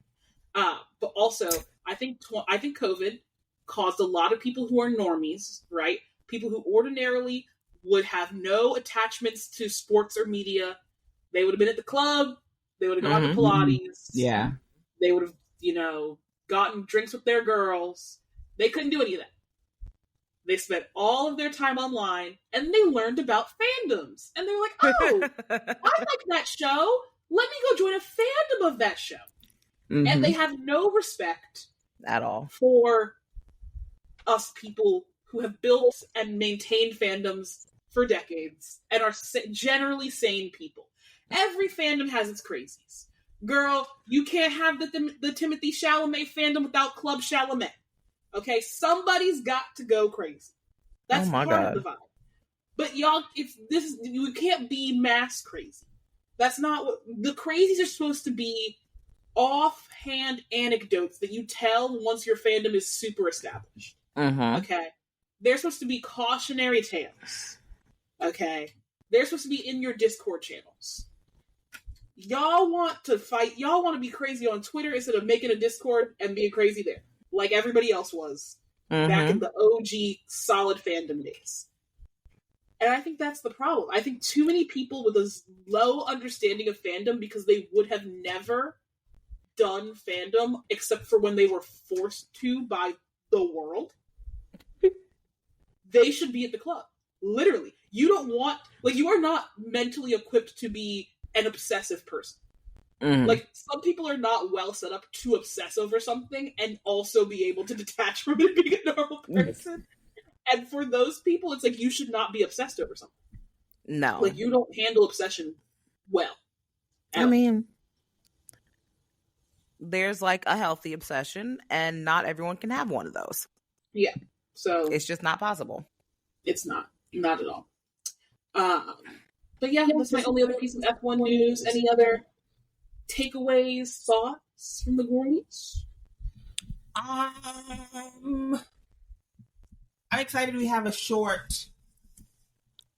we have a back-to-back race. I agree. I think it's needed after such a long break. Especially because we literally had a 3-week break right before the summer break, which I think is crazy. Never do that again. Ever. Never do that again. Yeah, I don't know who decides the F1 calendar, but they I don't know. It don't make sense. I think it's also partially due to like each track. How so? Because I do I know Coda does have other stuff going on. And so like I know basically take basketball season or I don't know. My brain, I don't know. Y'all help me. Like, there are other things that will take place in that same arena. And it's like how DC's hockey team and basketball team play in the same building. Okay. They do not move basketball season up because then you'd be in hockey season. Yes. Too much of the year, and you'd have to completely reconfigure your stuff. They already have to flip it. Most weekends from being an ice rink to being a basketball thing. Exactly. Yeah. And doing that all the time or doing whatever is not reasonable. The same way that you can't just move Coda willy-nilly, because we're not about to have a fucking Morgan Wallen concert on Saturday night, and then I have to turn over the track from 4 p.m. The concert starts at 6. Obviously not. Yeah. No. Yes. Yeah. Thanks for saying what my brain was short wiring on. I'm working hard for you. But yeah, so I just think, because like you've noticed, like some of these races, like I think Australia this season got like with like a significant change. Was it Australia? Was it significant? Melbourne? Well, Australia used to be the first track, and then it got taken over by one of the Middle Eastern tracks, and then they to be the first track. Okay, yeah. That's what it was. But yeah, what's your question of the day? So my question of the day, because we are post Love Island reunion, we're post Love Island show, we're pre Love Island games. Hashtag tune into Love Island games. Y'all aren't ready. Did y'all watch Love Island Games season 1? I did. Nope. I did. Felicia. The amount of reality TV. No. Wait. Bex, before you say anything about Love Island Games season 1, anything at all, we cannot speak of that season until Felicia watches the entire thing in its entirety. Because as somebody who has one, it's a great season of television. That's the first thing. I actually, it's like like if you don't really love Love Island, or you don't really, I think you feel Love Island's too like petty and like a little bit like flouncy for you, it's like Love Island with a little bit more meat. They're strategizing. Like if you feel like, oh, the relationships don't have any meaning, or this, I don't know, Love Island game just scratches that itch of your brain that sometimes Love Island does not get. I maintain Love Island games might be one. It is in my top 3 Love Island seasons ever. What? Is it like so it's a Love Island competition? Just like it is Love Island, but the challenges matter. Yeah. Okay. It is essentially Love Island, but the challenges matter, and we cannot say anything else about the couplings, the outcomes, the anything else until you watch it, and you need to watch it. Like when I say impeccable television, Bex, my friend. Will I know any of the people on it? What seasons people are on there? We'll recognize some of them from like pop culture and stuff. Like a lot of them are notable Love Island people. And even if you don't, they give you all the briefing you need, like in their intro. Yeah. Okay. You don't need to know who most of these people are. There were a couple that I don't remember, that I didn't remember. Oh, there were a few. Actually, there were like Australian bitches. There were bitches. No, I watched Australia, so I knew them. I watched Australia 1 and 2. 1 and 2. That's the only 2 you watched. Yeah, I don't remember Callum. I didn't watch Callum's OGs moments. That's because Callum was later, I think. Yeah. Australia season 1, I think, has one of the best twists ever. That's true. Australia was doing their big thing season 1 and 2. They just need more budget. But we'll get into my actual question. But Felicia, you have to watch Love Island Games season 1. Okay, Love Island Games season 2 looks like they're switching things up a little bit. How? Girl, I think it's going to be airing in the same style as Love Island. They said we're going to vote this season. Oh, that'd be cool. So wait, they're not filmed yet. Nope. Oh, interesting. But anyway, Felicia, you have to watch Love Island Games. Okay, I repeat, you have to watch it. And Bex, my friend's boyfriend, recently watched Love Island Games, not knowing what we know now. You know what I'm talking about. Not knowing what we know. Oh my God, Bex! Come on, girl! What the fuck is wrong with you? Okay, I have no idea what you're talking about. Of who you're talking about? The double J. J squared. Okay. Yes, he didn't know about J squared. And when my friend broke the news to him on J squared, he was gagged. Why was he gagged? I'm gonna text you because I don't think you know what I know. I don't think you know what I know. Yeah, so y'all might as well be speaking a foreign language right now. I feel like Go ahead, go watch it. Oh, J squared after? Oh, okay. So I don't know the ins and outs of J squared after. Okay. So text me. I didn't. I think I. Okay. Yes. Y'all know you're just having your own conversation here. Not me nor the audience know what the hell you talking about. No. The audience knows what the fuck I'm talking about. I promise you, if the audience has seen Love Island Game Season 1, the audience knows what the fuck I'm talking about. Whatever. But anyway, my question was going to be, what has been your favorite piece of post-Love Island content that you've had? It could be post-reunion, it could be since they left the island, it could be whatever. What's been your favorite piece of post-Love Island content? And I have my answer. So I can go first. Okay, well, I'll actually give you two.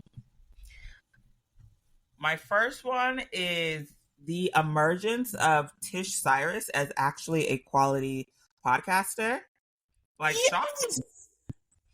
Miley Cyrus's mama came to play in the podcast. Oh, that was such a good podcast. For context listeners, Alandria Carthen, the queen, runner-up of Love Island Season 7, did a series of podcast interviews. Some of them were disappointing, Keke Palmer, and others were wonderful, stunning, tapped into like Alandria's background. Tish Cyrus, and shocked to say this, Jason Tarek? So I didn't know who he is, but I thought it was pretty good. I think isn't he like a HGTV? Isn't he one of the HGTVs? Like, isn't he one of the? Is he a property brother? I don't know. I couldn't tell you. Oh, he's a banker guy. Oh, okay. I don't know who these people are. But besides the point, oh, is he on? Yeah, I don't know. He's on top of it. I don't know why we care about him and why he has a podcast. But either way, he might have been was he on The Bachelor? He's Bachelor Nation. That's why people know who he is. He's Bachelor Nation. Oh, okay.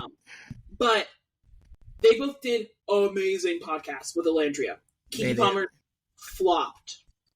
Bad. Really? It was bad because it was just like she didn't ask Alandria anything like about herself at like her motivations for things. Like, I feel like a lot of the other podcasts that Alandria has been on, they've asked her a lot of like why questions. Yeah. Like examining like her background and her impact, like how it impacted her on the show and like all this stuff. Which was great. But I agree, Tish's interview was good. Yeah. My second one, and I know you're not gonna like it, but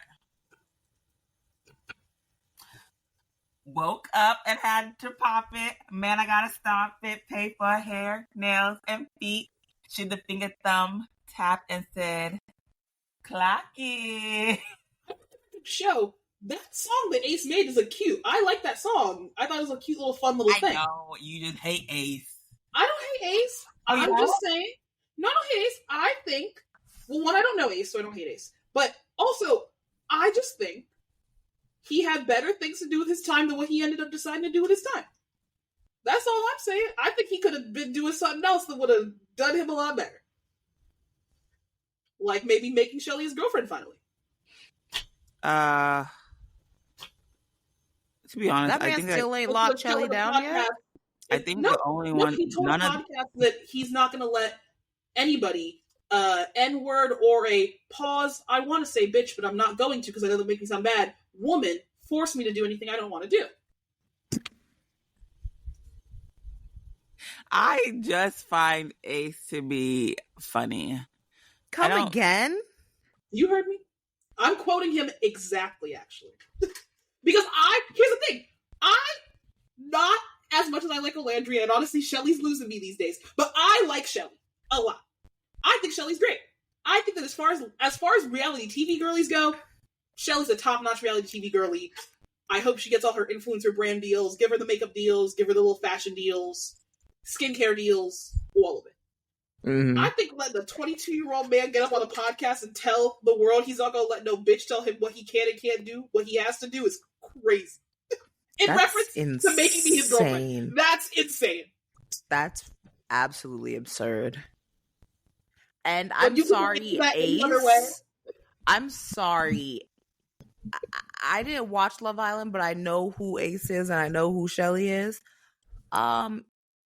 Ace, you don't have any room to talk. Ace doesn't have any type of room to talk. I don't understand why he would say that. Like, why not just say like, oh, I really like her, and like we're getting to know. Like, why can't he just say we're getting to know each other? That's true. It's not even like anybody's asking you to lie. It's true that y'all are still figuring each other out. You've only been dating for like a month outside of the villa. I think that's a perfectly reasonable to be like, we're still like getting to know each other. We're finding our vibe. Da da da. You can't get on the reunion and say you're in love, and then get on this podcast and say you won't let a bitch tell you what to do.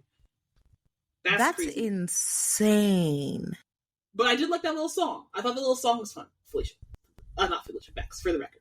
That song was cute. I like that song. Oh, Ace made that song up that Bex just said? He made like a little rap. I thought it was cute. It was fun. Okay.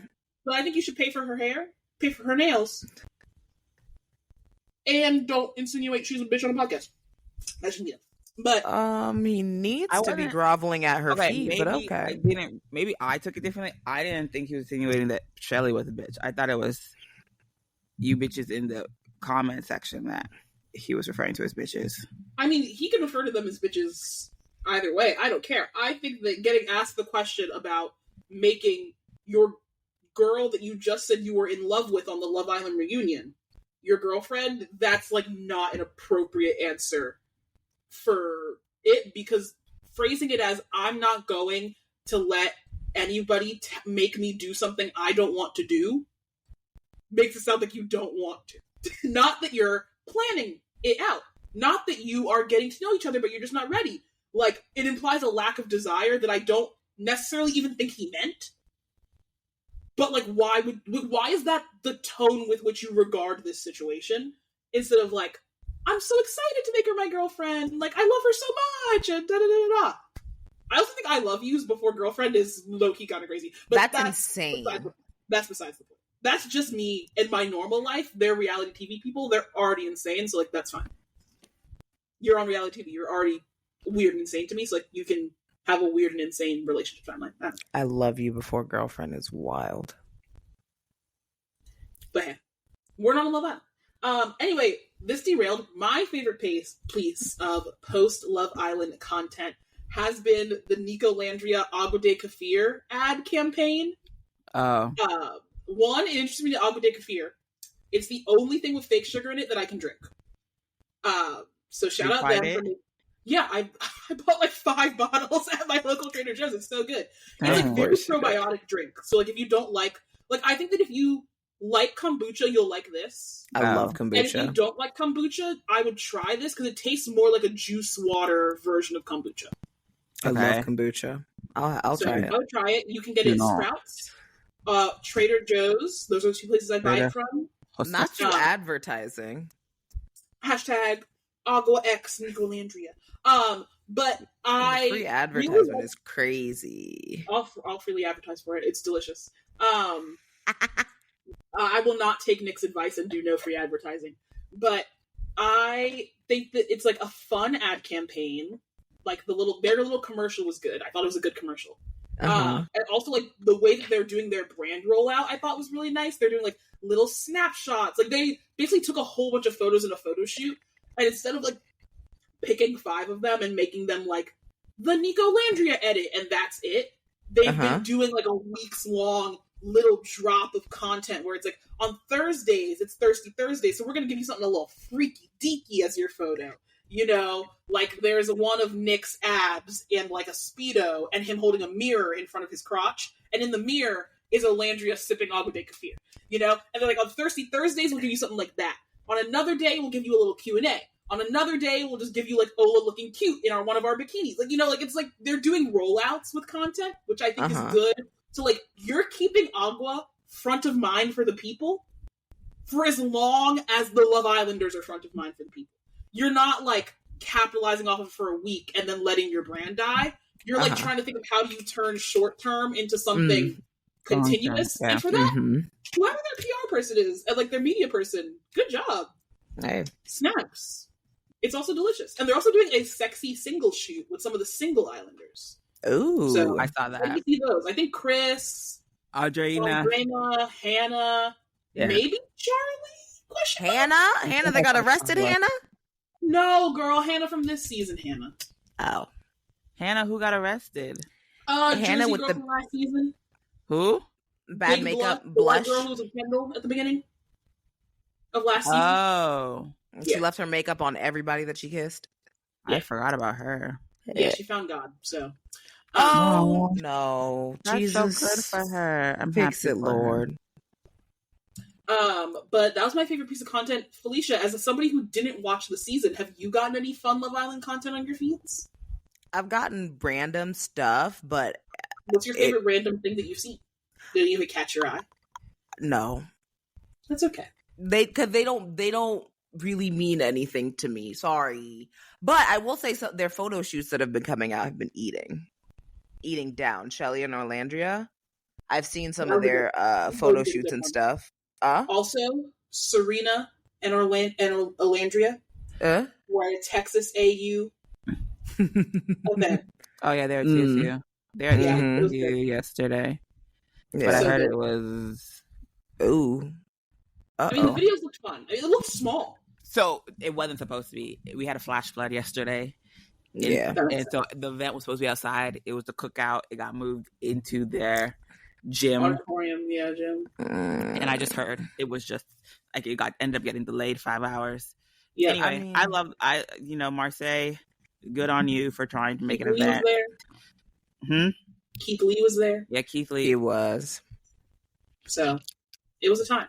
A time was had. Yeah. There always is a time being had down here. Cordell was there, I saw. Cordell was there. Was Serena there? Yeah, oh, you said it was Serena and Shelly. Serena was technically one of the hosts. The other people were just there. Yeah, but lots of fun. I'm excited to see what Love Island Games will bring us. I'm honestly actually not that excited for it to be a vote-based thing, because I don't want these stupid bitches voting on my perfect show, Love Island Games. Love Island has a lot of problems. Love Island Games is a perfect piece of media that I will not allow to be denigrated like this. Okay, quick question. We can make it really quick. Did you ever catch Love Island UK?